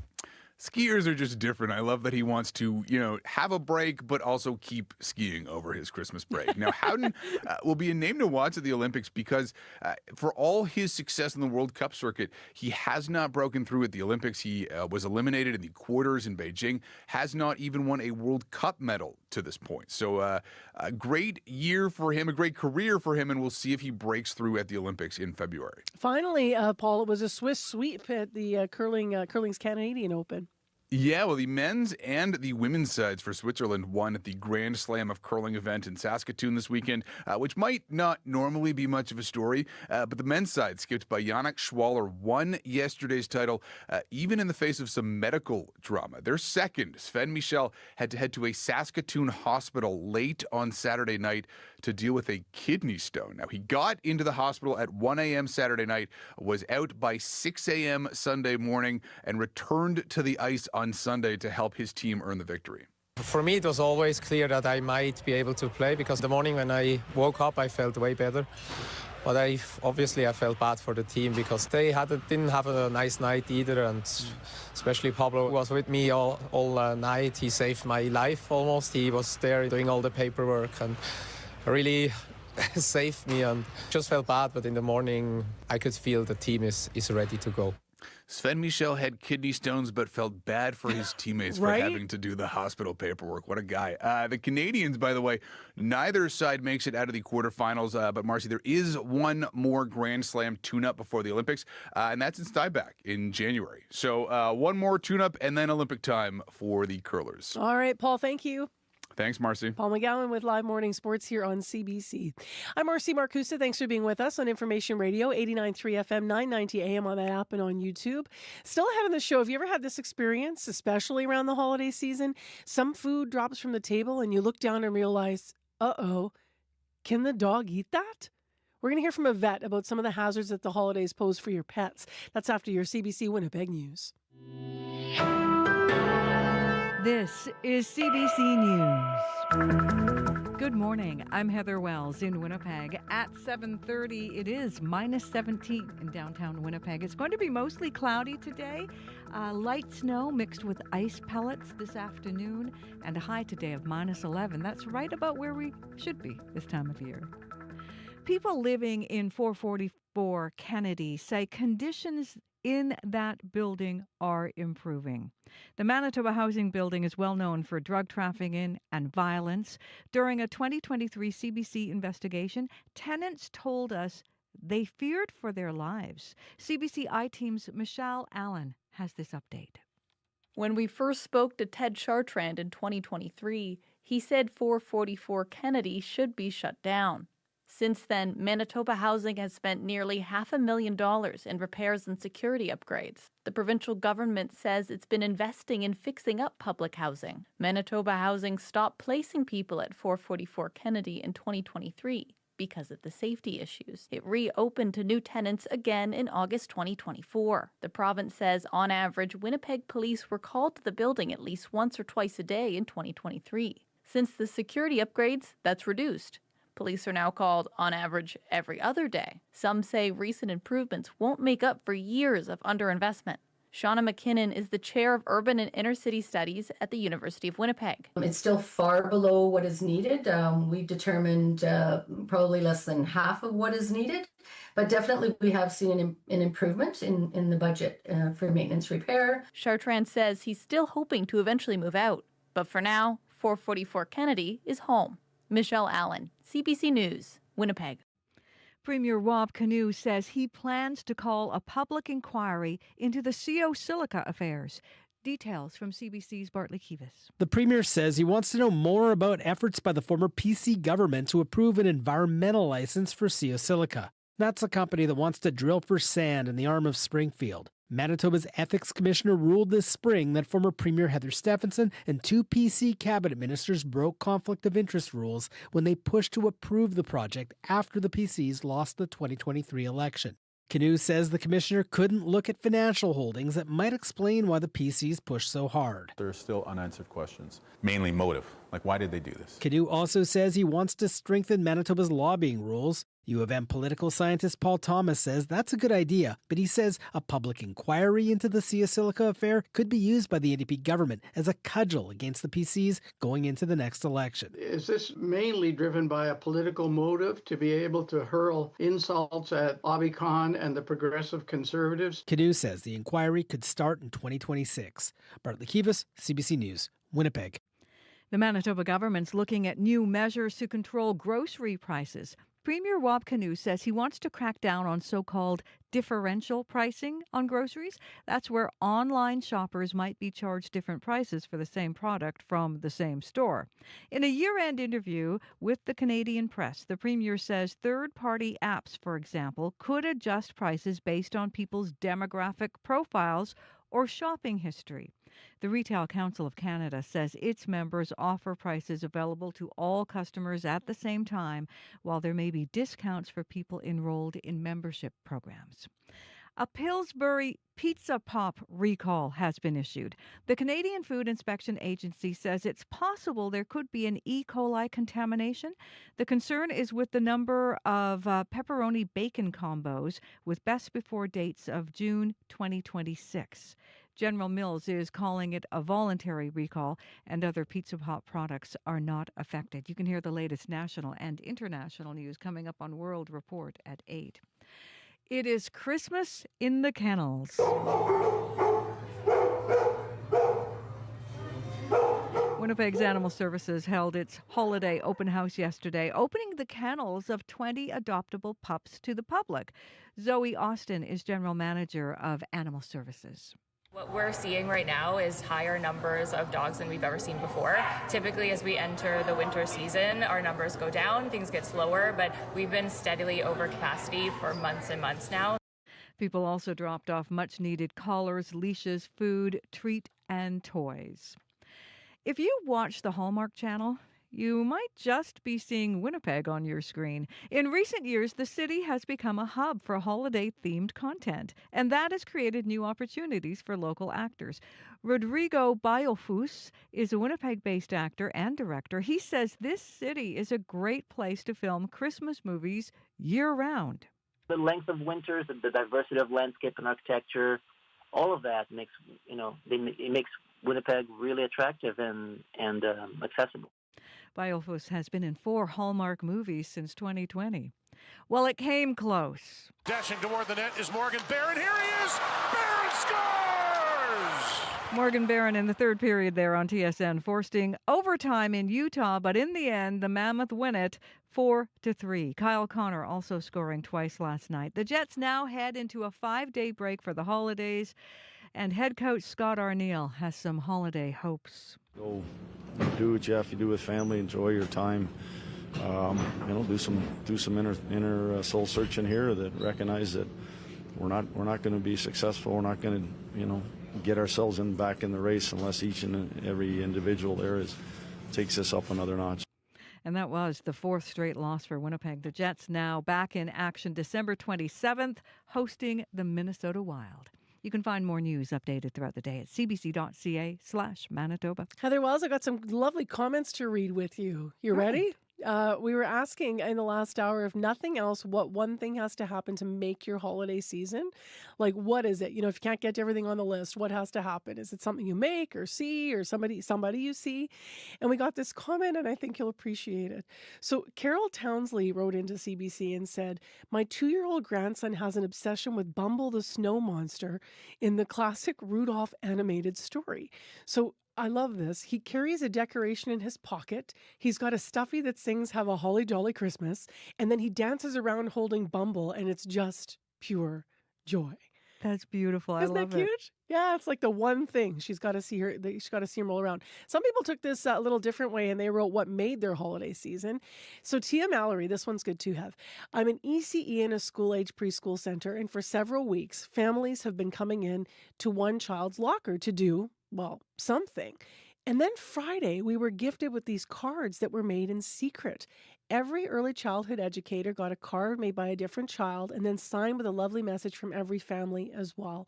Tia says, I knew something was up, but no child ever spilled the beans, which was remarkable. And she writes, amazing. Right? And she says, we also got another gift, which I appreciated, but the card was lovely. It's those little things. I love that. So meaningful, hey? Yeah. Do you have one thing? Abby answered last hour. He toasts with his brothers, and I was saying I make tortilla. Gotta happen.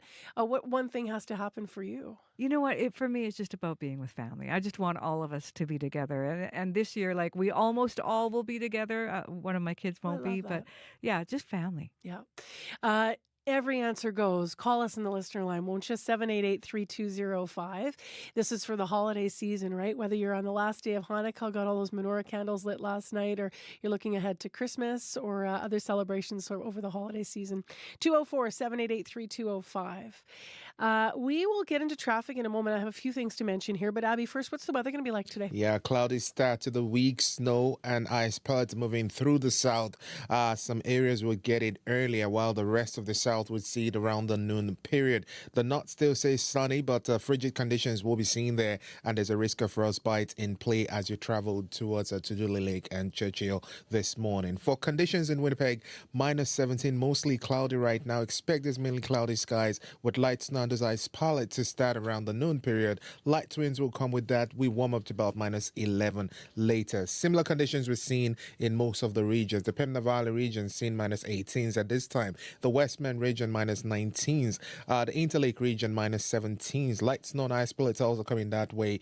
And of course, if you're going towards the Parkland region, we're looking at temperatures around -25. Most of those regions warms up to between -17 and -11 today. For the northern part of the province, we're looking at -25 around the Par Flin Flon. Snow throughout the day with highs around -24, and frigid conditions in Thompson this morning, -31. It's going to be sunny there, but the high would be around -26. But just watch out for those flurries later tonight. Up in Churchill, -32 and sunny today. You hold steady at -28 later. Winnipeg, we are at -17 now. All right, thanks, Abby. Thank you. On the highways, Abby's been checking. We have some partly covered highways, just to note. So check 511 before you head out. Note that it will be busier today because school is out and people will be out doing last-minute things. But East St. Paul to Lockport is partly covered. Highway 1 after Lorette to the White Shell. Highway 75, St. Adolphe to Morris. Highway 10 from Riding Mountain through to Dauphin and Oak Bluff towards Elm Creek. In particular, those areas are a little bit tough. Also in the city of Winnipeg, King Edward and Notre Dame, now there's a stalled truck blocking the southbound left turn lane. So King Edward and Notre Dame, you're going to keep right to pass. Expect some southbound delay. Henderson and Hespeler is now cleared of an earlier collision, so hopefully that's moving smoothly now. And then on the active transportation route, Adam called us on the commuter line, said he traveled along the Northeast Pioneers Greenway Trail, said it was mostly plowed, but some icy spots because they're not sanded yet. And you'll find that in traffic as well if you're driving a vehicle too. And also those ruts out there could be problematic. So call us if you have anything that's affecting this morning's commute, 788-3093. Well, holiday gatherings mean an abundance often of festive treats all around our homes, but some of those foods and decorations could be very dangerous for your pets. CBC Manitoba's community reporter Shanley Vidal visited Grant Park Animal Hospital to speak with co-owner Dr. Jonas Watson. They discuss some of the hazards that you might want to watch out for. There are a lot of things that are around during the holiday season that aren't around in such great numbers during the rest of the year, like baked goods and chocolate and other sorts of food items that can be problematic for animals. Everybody knows about chocolate being one of the big concerning ones, especially the dark chocolates, the baking chocolates. Those are the ones that have high levels of caffeine and theobromine in them, which can cause excitability and hyperactivity, increased heart rate, tremors, seizures, stomach upset, that sort of thing in dogs. And then, of course, there are high-fat products like cookies and other baked items that, when animals eat them, can cause gastrointestinal upset and sometimes severe inflammatory conditions like pancreatitis. There's not just chocolate and cookies, but there's things that people might bring into the house, like plants, like poinsettia and mistletoe. What about those? Yeah, most of the so-called toxic plants that we see at this time of year, like mistletoe, are not particularly deadly, but they can definitely cause stomach irritation, oral irritation in the mouth, that kind of thing. So there are problems associated with animals ingesting certain kinds of holiday plants, like mistletoe or poinsettias. But usually they haven't consumed enough to cause, really life-threatening concerns. But again, sometimes animals will get stomach upset, and that will require treatment. So it's usually worth checking in with your veterinarian if some of those kinds of plants have been chewed at or consumed. Some people put additives into the water of Christmas tree stands that can be toxic or problematic for animals, so do be aware that animals should not be drinking out of Christmas tree stands. What if, some people have a turkey, they're taking it out to thaw. It happened to me when I was a child and we were first-time cat owners, didn't know that the cat would run off with part of the turkey.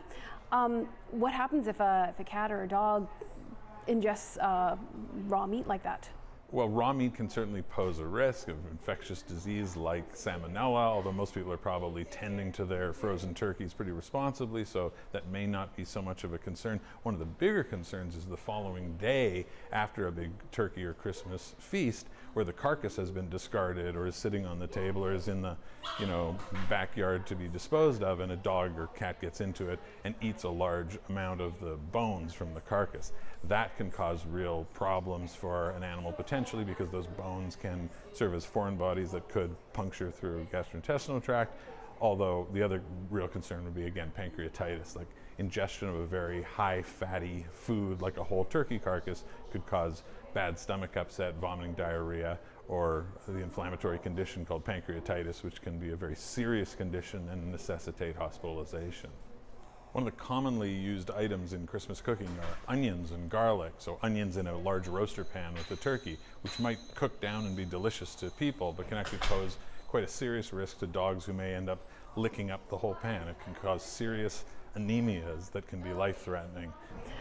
What about when it comes to some things that are more decorative, like tinsel or, some ornaments? Some of those ornaments have those wire things that somehow pets might get a hold of. What can happen an animal eats that? Well, the bane of the veterinary surgeon's existence is the linear foreign body. And the linear foreign body is any kind of long string or ribbon or tinsel-like item that is consumed usually by a cat, sometimes by a dog. They'll enjoy these things, chew on them, swallow them, and then these long string or ribbon type foreign bodies will get stuck in the gastrointestinal tract. Sometimes they'll anchor in one spot and anchor in another, and then you've got these intestines that sort of slide over these very hard, plasticky, non-destructible kind of items in their stomach, and that can lacerate the intestines, cause very serious problems, really life-threatening conditions in cats. And so linear foreign bodies, when consumed by dogs and cats, do need rapid attention by a veterinarian and certainly surgery to correct those. And we do have to act promptly to save those animals' lives. Well, I think there are a lot of electrical devices and Christmas trees that are plugged in at this time of year. So you be aware that puppies and rabbits and cats may want to chew on those things and potentially hurt themselves that way. What are some signs to watch out for? Well, especially a cat who may have chewed on ribbon that's used to wrap Christmas presents or that sort of thing. If it gets stuck and causes them some problem, you'll notice an animal that is off food, a cat who is not eating, even eating the tasty things that they would normally like, probably feeling depressed, maybe having a tense abdomen, maybe not using the litter box as much, just seeming kind of ill. So there's a lot of things that pets should not have. We don't want our pets to have, but we still want to give our pets a little something. There, we all love our pets very much. Are there things that would make a nice treat for a cat or a dog? Yeah, I think there are many treats that are sold with a holiday theme at this time of year at veterinary hospitals and pet stores, little Christmas-themed and Hanukkah-themed toys and items that you can purchase, food dispensing balls and puzzles, that sort of thing. There are a lot of advent calendars that are available now with small little treats that are appropriate for cats and dogs, so those can be kind of fun.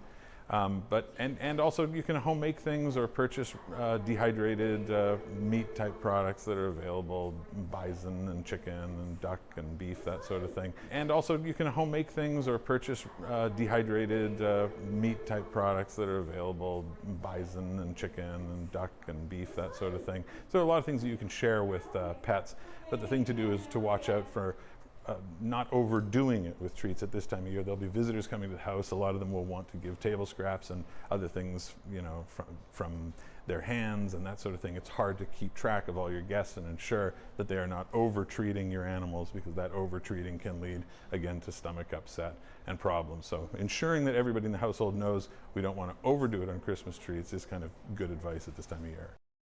So there's some news you can use, as we like to say, right? That's CBC Manitoba's community reporter Shanley Vidal out speaking with Winnipeg veterinarian Dr. Jonas Watson for some advice getting through the season here.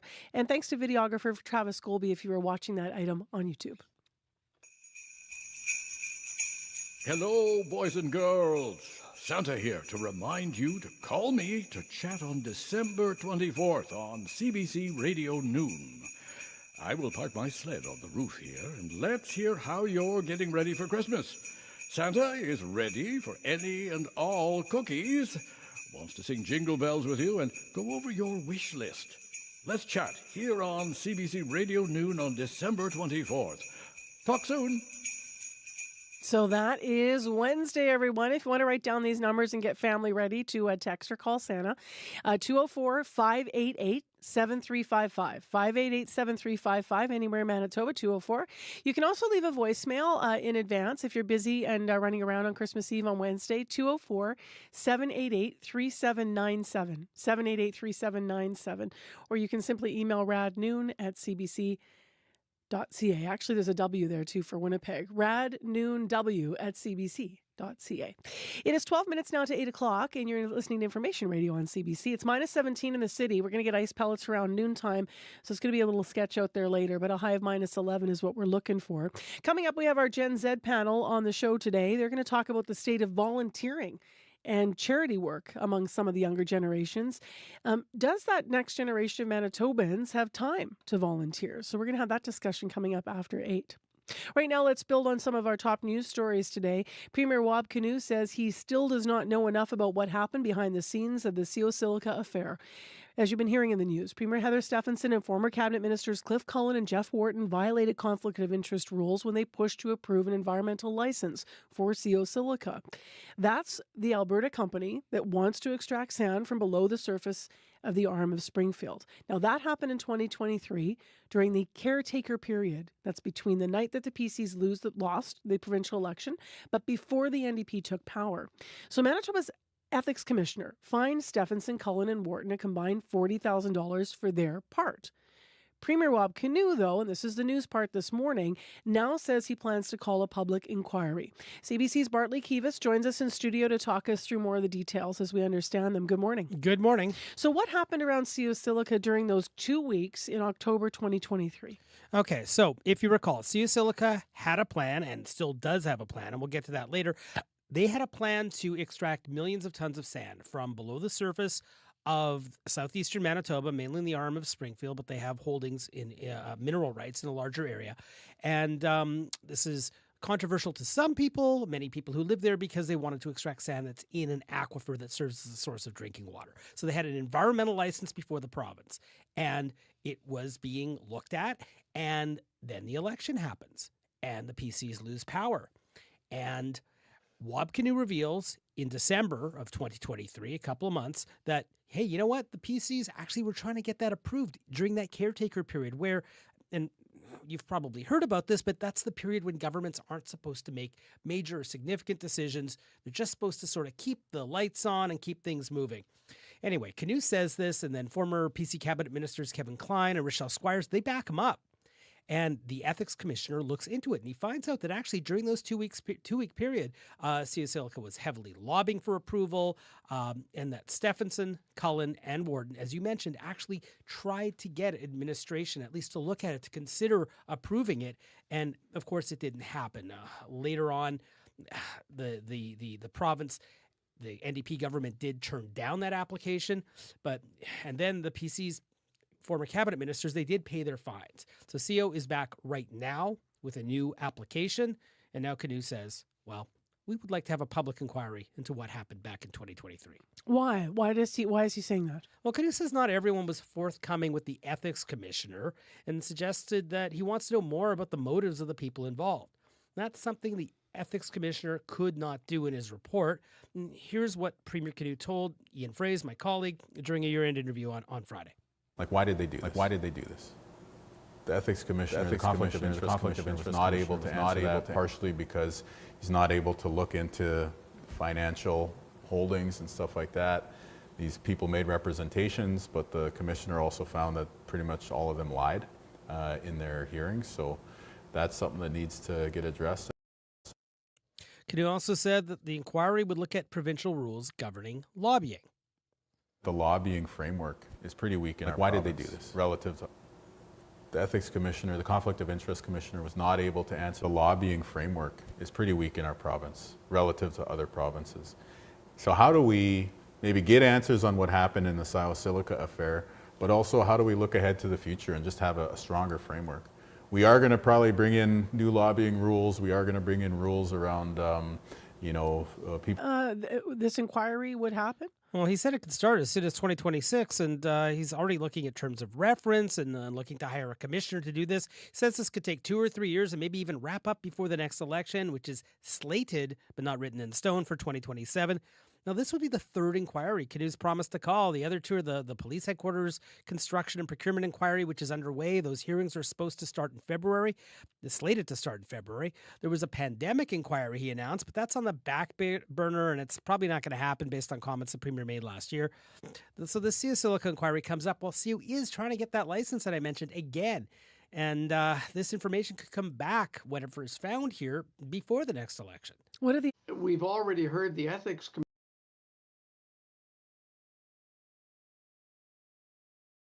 Silica was, in his words, a sleazy set of events, but he questions the need for an inquiry. And he has 4 reasons. For starters, Thomas said this would be primarily a political exercise that would allow Kinew to continue his claims that the PCs are corrupt. That's something he says often this fall during question period.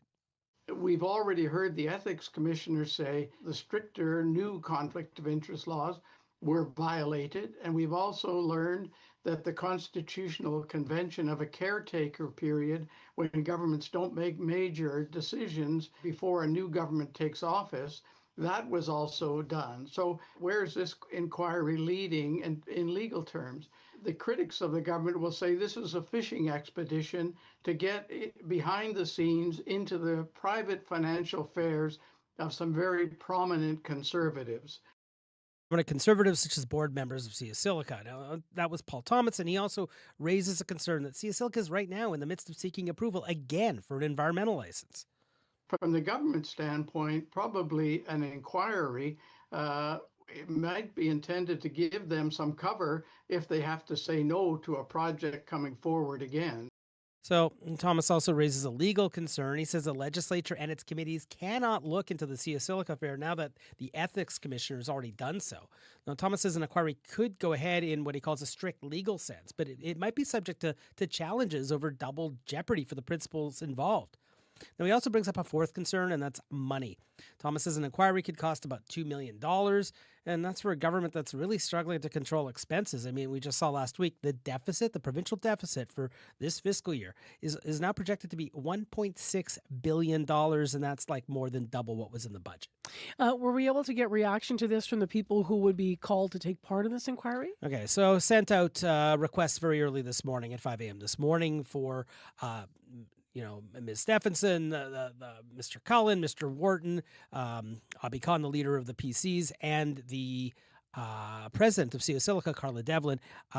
We haven't heard back yet, but this is one of those things that we like to say in news is that they did not immediately respond for comment. So I'm sure we will hear from them later today. All right. Thanks very much, Bartley. You're more than welcome. Bartley Kivas, reporter here with CBC Manitoba. If you want to read more about his and Ian Fraser's story, you can see it on our website this morning at cbc.ca/Manitoba. Just before we go to headlines here, we did get a call while Bartley and I were talking about some issues in traffic. So there's a stalled car now northbound Waverley just past Abinogi-Mikina. Car stalled in the right-hand lane as mentioned, northbound. So people are able to get around, but there are delays. King Edward and Notre Dame, still a stalled truck blocking the southbound left turn lane. And now a collision on northbound St. Mary's at Ellesmere Avenue. A car stuck up on the center median, a second car blocking the middle lane. Northbound St. Mary's now down to one lane. Stay right to pass and expect delays there. All of this to say that the sand and salt is not necessarily down. Some of the scraping's been done though, so it's pretty slick out there. Lots of icy spots, and also lots of ruts out there to navigate and bumps and lumps, and lots of traffic. It's holiday week. Kids are off. A lot of people are taking time off too. So just take it easy. Call us if you have any updates. Check highways before you go out as well. A lot of partly covered areas. And the number to reach us to pass along info here on the radio is 788-3093. Now let's go to headlines, then we'll dip into your weather forecast. Heather Wells is here, though, to update some stories. Good morning. Good morning. Well, a Manitoba housing building once known for drug trafficking and violence has turned a corner. After nearly $500,000 in repairs and safety upgrades, people living at 444 Kennedy say conditions in that downtown property have improved. The Manitoba government is looking at new measures to control grocery prices. Premier Rob Canoe, in a year-end interview with CP, says he wants to crack down on so-called differential pricing on groceries. That's where online shoppers might be charged different prices for the same product from the same store. I'll be back with more Manitoba news coming up at 8:30. All right. Thanks, Heather. Thank you. Partly cloudy right now in Winnipeg, actually mostly clouded over, and minus 17 degrees. Our high's minus 11 with wind chill, though, minus 26. So bundle up and get ready for ice pellets this afternoon with some light snow, which could cause some tricky conditions, as we've been mentioning. Brandon, you're at minus 19 up in Thompson. Whew, minus 31 this morning. Well, does the next generation of Manitobans have time to volunteer? That's a question we're going to pose to our Gen Z panel. They are in Studio 15 with us live after your 8 o'clock World Report. Stay with us.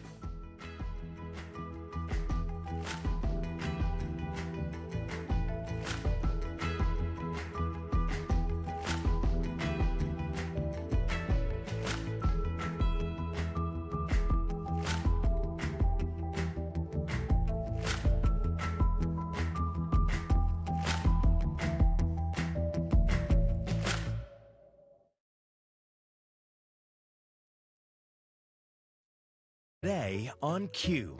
I'm Talia Schlanger in for Tom Power. James Cameron, the Oscar-winning Canadian filmmaker, isn't trying to save cinema, but he just might do it. Over 3,000 people that it takes to make an Avatar film. On the release of his second sequel to Avatar, James drops by to look back on his career and why teamwork has been key to his success. Q, this morning at 10:30 in Newfoundland, and on the CBC Listen app, or wherever you get your podcasts.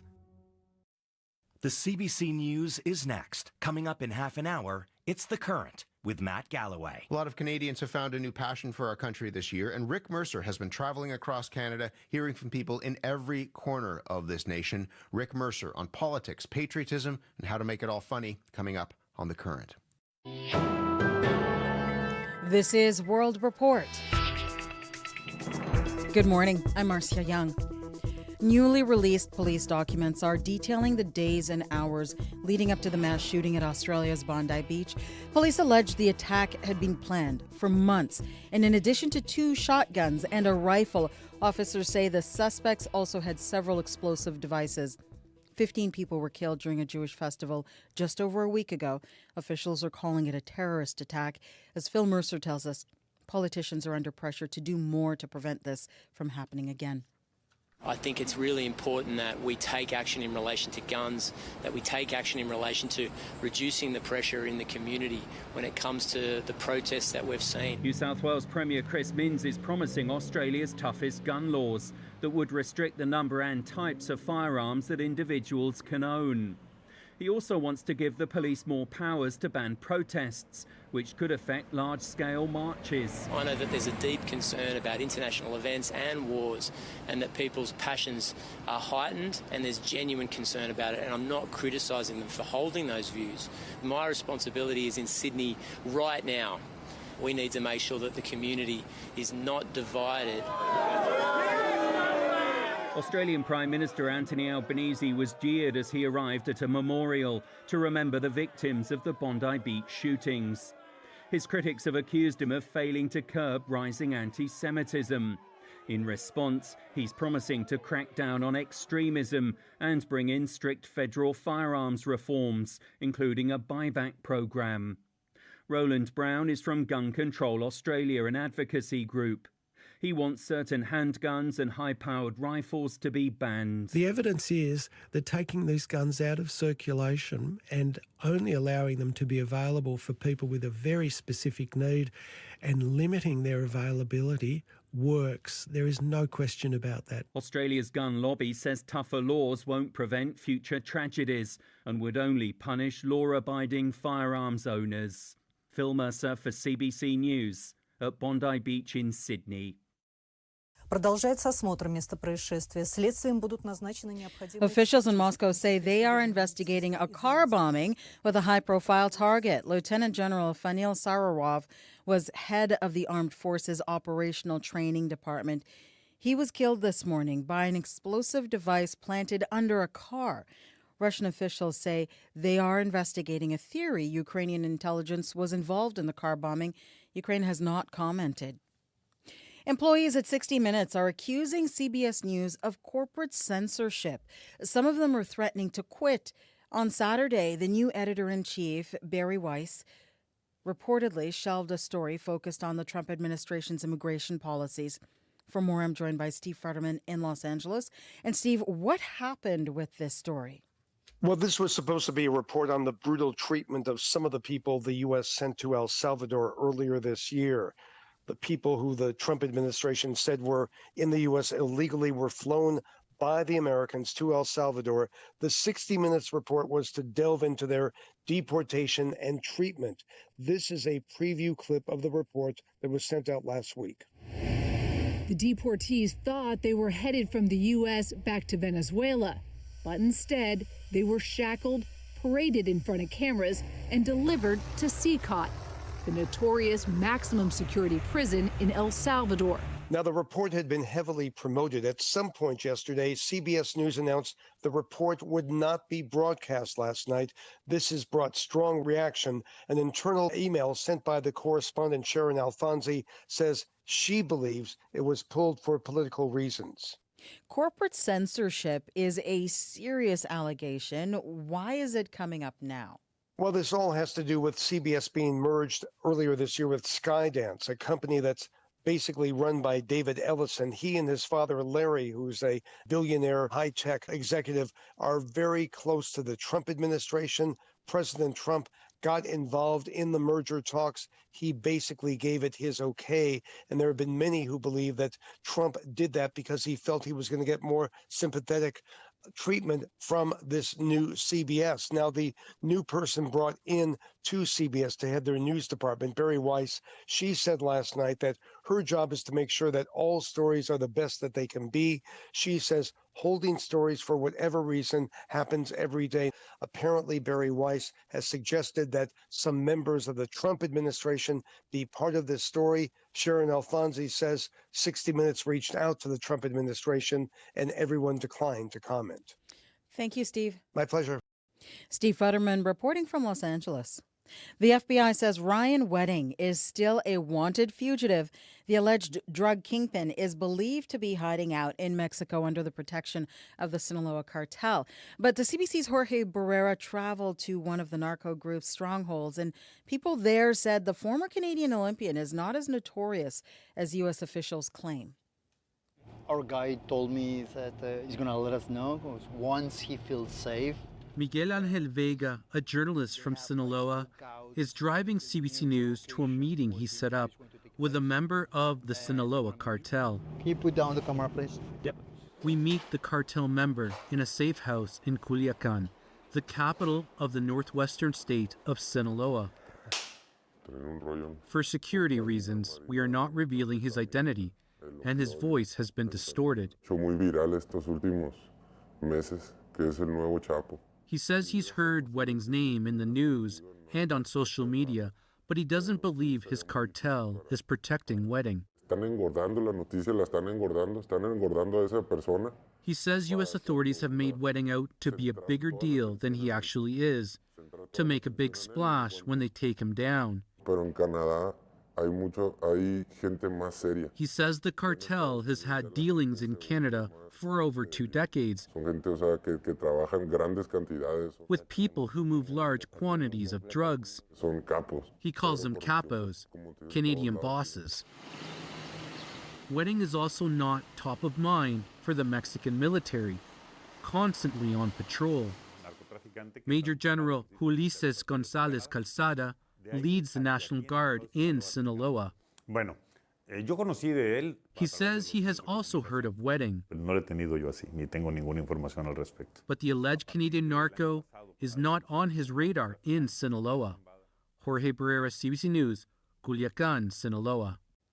Jorge will have a second report from Culiacan on Your World tonight. Tune in to hear about the ongoing war inside the Sinaloa cartel and how it has plunged the region into one of its most violent eras ever. Medical experts say a rare surgery for endometriosis could be a game changer for women's health. 1 in 10 women in Canada suffer with endometriosis. The surgery was recently performed in Ottawa, but the doctor who completed this particular procedure says it is not accessible. As Jody Applewhite reports, doctors and patients want a national action plan to address endometriosis. For me, it became really debilitating and disabling. Danica Fleury has been living with endometriosis symptoms for more than a decade, including pelvic pain and muscle weakness. Her condition flared up about 4 years ago. Endometriosis is a chronic inflammatory disease. It happens when tissue similar to the lining of the uterus begins to grow outside of the organ. There's no cure. The endometriosis progressed and became unmanageable. Fleury was referred to the Women's Health Center at the Ottawa Hospital, where a medical team used radiology and virtual reality to create a model of the disease within her pelvis. Dr. Soni Singh is a gynecologic surgeon. We realized this is not just another case of endometriosis, but a case of deep endometriosis involving the pelvic nerves. To treat it, Singh and his colleagues opted for a procedure never before performed at the Ottawa Hospital: pelvic neurosurgery. That is a scary surgery because the nerves are surrounded by blood vessels. One wrong move and you can have a severe and major complication. Dr. Nucelio Lemos says the surgery isn't common anywhere in the world. He's a urogynecologist at Mount Sinai Hospital, the leading center for neuropelviology in Canada. I am not aware of any center that is providing this kind of care outside of Ontario. Singh wants the federal government to create a national action plan for endometriosis, backed by funding that would increase access to complex care. The disease affects at least 1 in 10 women across the country, like Fleury. The best thing that's happened to me is just regaining the quality of life that I'd lost. Jody Applewaith, CBC News, Ottawa. And that is the latest national and international news from World Report. News anytime, cbcnews.ca. I'm Marcia Young.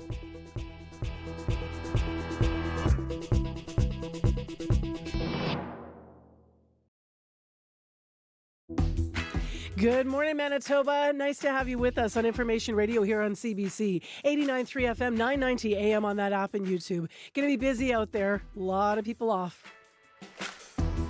And traffic, actually, we have had a couple of incidents, so we're going to update that in a moment. Just slow down as a general message out there. It's pretty slippery. Thanks for being with us. This half hour on the program, we're going to build a conversation out of a recent piece of data from a Statistics Canada report. It says the steepest decline in volunteer hours by age category in the years they looked at was among people aged 25 to 34. So that covers young millennials, but also older Gen Zers. So we've put our Gen Z panel back together to weigh in on how they volunteer and also what they think generationally volunteering looks like for Gen Z. So stay tuned, we'll get into that. Headlines in a moment, and then we'll dip into the forecast. It's going to be very crisp up north. First with those headlines, here's Heather Walls. Good morning. Well, Premier Rob Canoe says he plans to call a public inquiry into the CO Silica affair. The Ethics Commissioner already ruled the former PC government improperly tried to push through a mining deal after losing the last provincial election. But Canoe says the ethics probe didn't go far enough. A Manitoba housing building once known for drug trafficking and violence has turned a corner. After nearly $500,000 in repairs and safety upgrades, people living at 444 Kennedy in downtown Winnipeg say conditions there have improved, such as 24-hour security. We'll hear about that coming up in our next local news at 8:30. All right, thank you, Heather. Thank you. Let's get into the forecast here. Abby's just updating the conditions, and whew! Thompson. Yeah, Thompson. Oh. Cold spot in the province now. What is it there? Yeah, we're looking at temperatures. Some areas are actually around minus 34. Some areas are seeing 36. And then the wind chill is close to minus 49. So if you are around Lean Lake and traveling all the way towards Tuduli Lake and Churchill, that's the condition. You're going to see 34s and towards 36 in that part of the province. But for most regions, it's more like cloudy conditions with light snow coming towards the south, and those frigid conditions will stay in the north with clear and dangerous wind chills.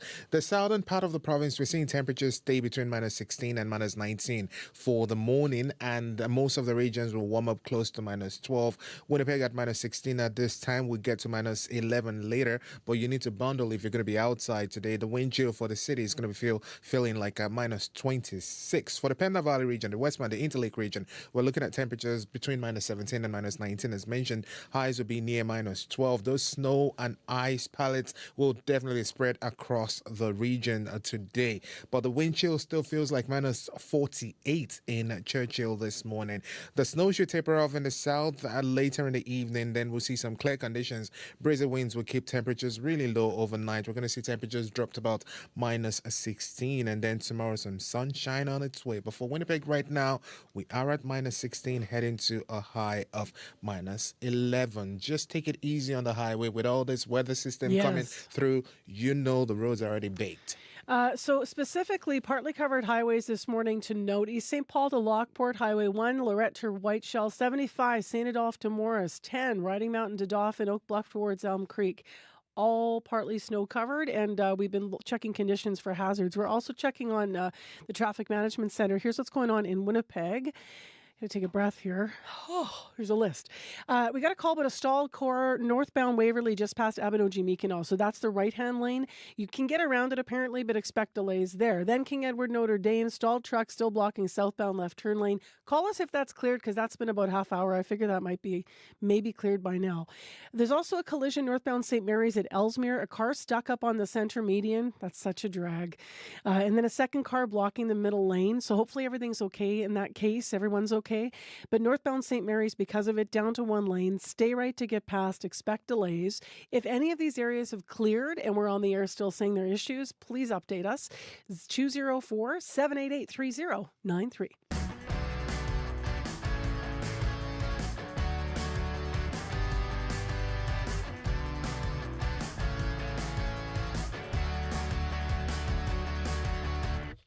Well, the holidays are the time of year when many of us choose to volunteer, but volunteering in Canada is changing. According to Statistics Canada, the overall volunteer rate decreased by 8 percentage points, and this is the most recent data. It compares 2023 compared to 2018.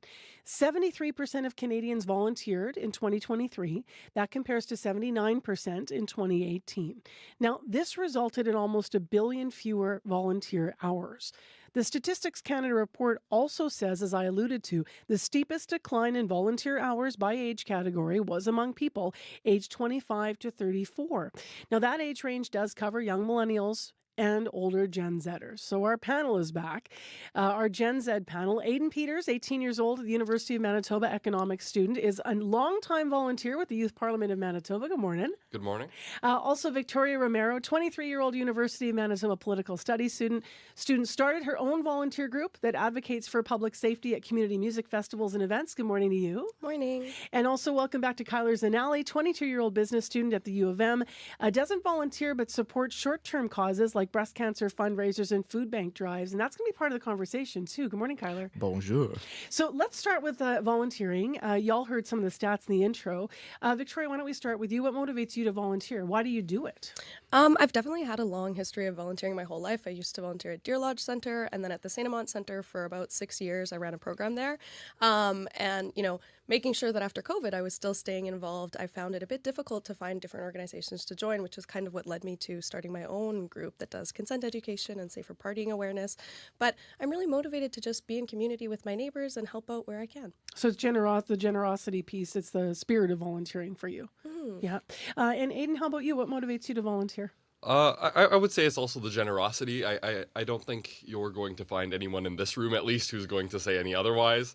It's also good for work experience, though. I mean, I guess that's a valid thing, right? Yes, absolutely. I think that's why you're seeing a decline, because people are volunteering more out of necessity than out of the want to be kind, out of the want to create good in the world. Got it. And do you think that's a generational thing? I absolutely do, yes. Yeah. How about for you, Kyler, because you have a bit of a different take on this? I think it's just the impact. I think people want to make an impact. I think it matters to people, especially if you want to help people. I think everybody wants to help people. But like you mentioned, there's the resume portion of it. But at the same time, it's just intrinsic and extrinsic rewards and motivation for it. That's why I would do it. And that's why I've done it in the past. It's simply that I want to help. So that's volunteering, but what about like the social media aspect of it? And also, where does volunteering bleed into sort of advocacy for things? Because you have a bit of a take on this. Yes, I do. And thank you for asking. I think it's a bit of a mixed bag. I think social media is very good to make the voice of the voiceless heard. It lets you and puts focus on things that don't actually normally get attention. And that's fantastic. But the key word here is overwhelming. I think social media can be overwhelming. And when companies that are meant to keep you on the site for longer have to make you or have to promote you events and things that take you off the site, like volunteering, that require your physical action, it becomes a little bit of a conflict of interest, wouldn't you think? So you think that more people then are online? I know that you've said before that Gen Z might not be really volunteering. Some people, they might be, they might support a GoFundMe or they might attend a protest. Right. But they may not show up in person. You're right. So shout out my favorite prof at Asper, Dr. Grove. She told us about a little fact when I was in one of her classes, and it was when people donate and stuff like that, it kind of takes the weight off your shoulders. It makes you feel like you've done enough for the day. So I think social media is really it's targeted towards awareness and supporting awareness. But you're not volunteering. Exactly. There's a lack of action. What do you guys think of that? Is that one of the things that lives generationally? You're both nodding. So, Aidan, what's your take on that? I absolutely agree with that. I think that, yes, they do have an incentive. Social medias they're money-making schemes. They're designed to keep you on, like you said, and yeah, they're going to keep you clicking. I also think that the rise of youth using social media during COVID has also given people a space to have a community, whereas before volunteering might have been a community 50 years ago, 40 years ago. So where people are having their communities and where they're spending their time has also drastically shifted, which is changing where people volunteer. So how do we drastically shift back to in person? That's, I guess, the $1 million question. But I wonder what your take on all of this is, Victoria, and getting more, people from your generation out there in person. Yeah, I definitely think that social media makes it easier for people to, gain awareness about a cause or elevate something that they care about, especially like maybe niche issues that might not have, a dedicated organization in the city. But it's definitely about finding those connections about where you can take what you're passionate about. Say maybe you care about supporting people who are experiencing homelessness. Maybe you've been sharing GoFundMes and stuff. There also are organizations where you can drop in and volunteer, like Bear Clan or Mama Bear Clan, that do community patrols. So it's all about just making sure that we're not only building within our own communities and spreading awareness, but sharing with each other those organizations where we can branch out and go offline. And how often do you hear, though, or what do you guys think of the argument, I guess I don't have time to volunteer, especially when you think about what you're doing at your age and what your peers are doing? Is that something that gets in the way as well? Not for me personally, but I do believe there are people who are struggling to find time to volunteer. We're seeing a rise in people struggling to put food on their table. And when you can't put food on your table, your time is not going to go to volunteering. It's going to go to putting food on your table. Yeah. So I do think that as accessibility to food decreases, you're going to see a decrease in volunteering as well. So cost of living is playing into this as well. Yes. It's at your generation, even for young generations. Do you think so too, Kyler? I think so too. I would not to get into the political aspect because I'm here to speak about the human experience. And I spoke to a lot of people about this. And I think it's very important that I say that because it's not just coming from me. Mm-hmm. Many jobs, especially for Gen Z, because, the upper end of Gen Z would be about 27 now. And the lower end is like just out of teenagers, right? So they work in food, they work in service, they work in retail. Those jobs go into the night oftentimes, and they have weird scheduling. So you realize that it's sort of just that busy time in a person's life. And I think everybody can relate to that, especially if you've grown up through it. It's the turning point in a life where you don't have a lot of time. And while I don't agree that if, something does exactly what we were talking about, I have mixed opinions on if something is important, you give it time. But I understand why people would feel like they don't have enough time because if you're supporting yourself and you're 2 steps away from being the place you're supporting, it's kind of an issue. What am I missing as an old lady? Like, what's different between the older generations and the younger generations in terms of volunteering? What else has changed? Any thoughts there? Social media. It is social media. It's that huge. It is that big of a thing because community is a huge portion to why you would volunteer. And it's that intrinsic reward. So if you can get that somewhere else or you can at least code it up, it's exactly that. And you're getting it somewhere else, right? Like that's just how everybody's, gone through it. I can give you an example. It's like if you're sick and you take sugar pills, right? Maybe it works for you and you get better over time. But if everyone's sick and everyone's taking sugar pills, we get nowhere because everyone stays sick. Is your hand up? Yeah. Aidan, I also wanted to add, I say this as someone who isn't religious, but I think a decline in religion has led to a decline in volunteering because, people were motivated by community in that sense. They had this group that they were at least volunteering at a church or a place of worship. There's some stats to back that up, actually. We did this on our faith column, actually, recently. Yeah. Okay, yeah. So I do believe, that decline in religion. So what do you build community, Victoria? I'm just curious because you're heavy into volunteering, obviously, and you see the value in that. You said you always have volunteered though and come from that place of generosity, but what about connection? Do you still build community online as most of your younger generation peers would as well? And does volunteering have anything to do with building community too? Yeah, definitely. I definitely try to serve as kind of a resource for people on the internet. I try to share different, not just what I'm doing with my organizations or volunteering, but anything I'm seeing on my Instagram, opportunities for people to get involved, just making sure that that's being circulated amongst people that, maybe they follow me because they met me at school or they met me at my work. Maybe they're not in a volunteering circle and they don't have people that are going to be sharing those things. So I think that's really important. I definitely agree, with the religion aspect. I mean, we had in my high school, we had Christian service, mandatory volunteering. volunteering.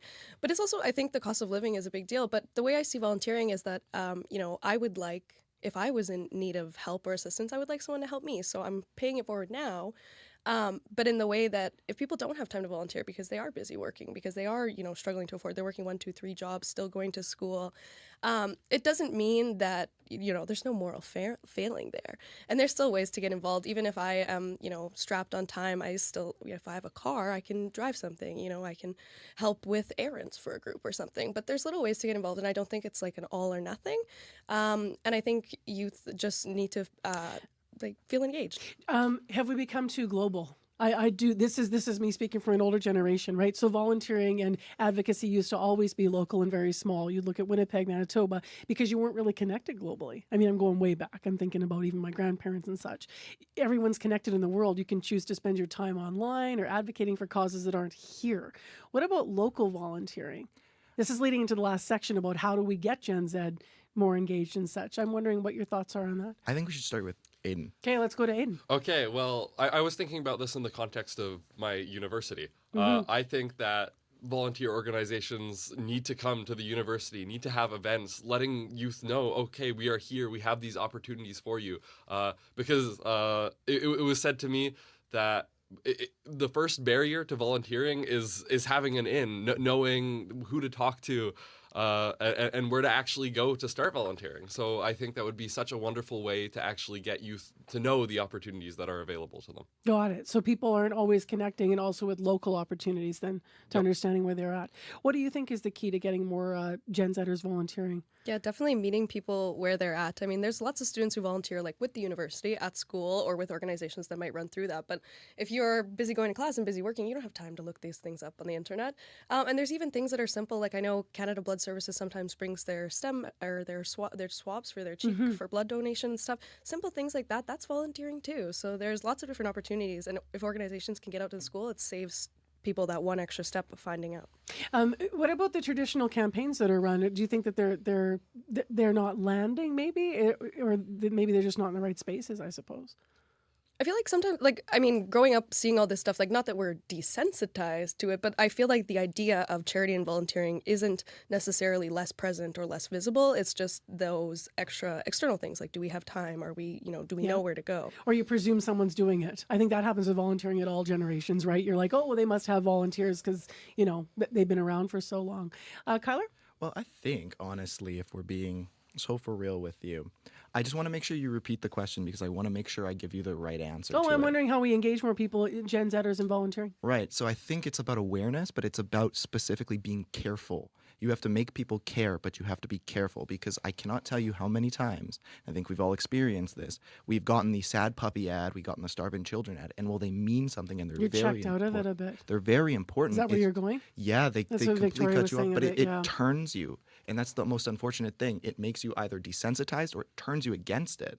So they need to find ways to be more careful and to make you care because this is a very important How does it turn you against it? Did you nod to that too? I'm wondering. I think two of you are saying that here. Sometimes people can just feel like, perhaps, why are you asking me for money? I don't have money or I'm busy. But there's a way to, we can sow empathy without necessarily being able to do something about it right in that moment. It's about building that. It's authenticity. Yeah. So interesting, you guys, this week. Thank you very much for being here. Happy holidays. Have a good season, volunteering or not. Nice to see you, Kyler, Aiden, Victoria. Take care. That's our Gen Z panel. Aiden Peters, 18, University of Manitoba Economics student. Victoria Romero, 23, University of Manitoba Political Studies student. And Kyler Zanelli is 22, and he's a business student at the University of Manitoba. So if you're a Gen Zer who volunteers, we want to know for what and why and what motivates you. 204-788-3205. Hello, boys and girls. Santa here to remind you to call me to chat on December 24th on CBC Radio Noon. I will park my sled on the roof here, and let's hear how you're getting ready for Christmas. Santa is ready for any and all cookies, wants to sing Jingle Bells with you, and go over your wish list. Let's chat here on CBC Radio Noon on December 24th. Talk soon. Well, look what the snow blew in. Bruce Layton is hosting Radio Noon today. You haven't been on the air with me in the morning in ages. How you doing? I'm as surprised as you are, really. I'm doing great. How are you? I'm good. You're not that surprised because you actually do. You are prepping already for your call-in. What are you guys asking today? We are going to ask, what books have you read this year that you really love? We're doing sort of a last-minute gift suggestion. So our Weekend Books columnist, Joanne Kelly, who's been with us for years on the Weekend Show, is coming in today.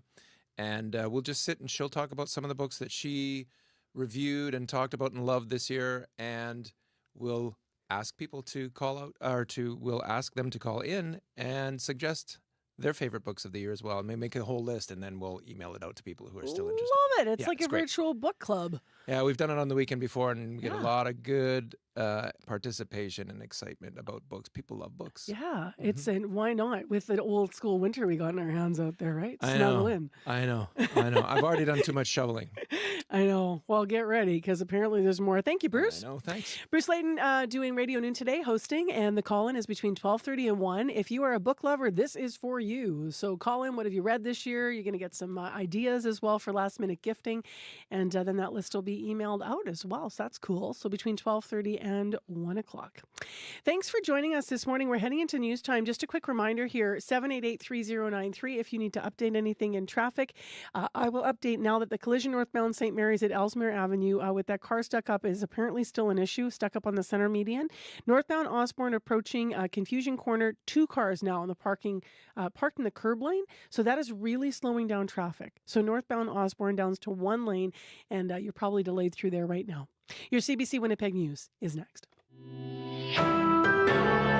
This is CBC News.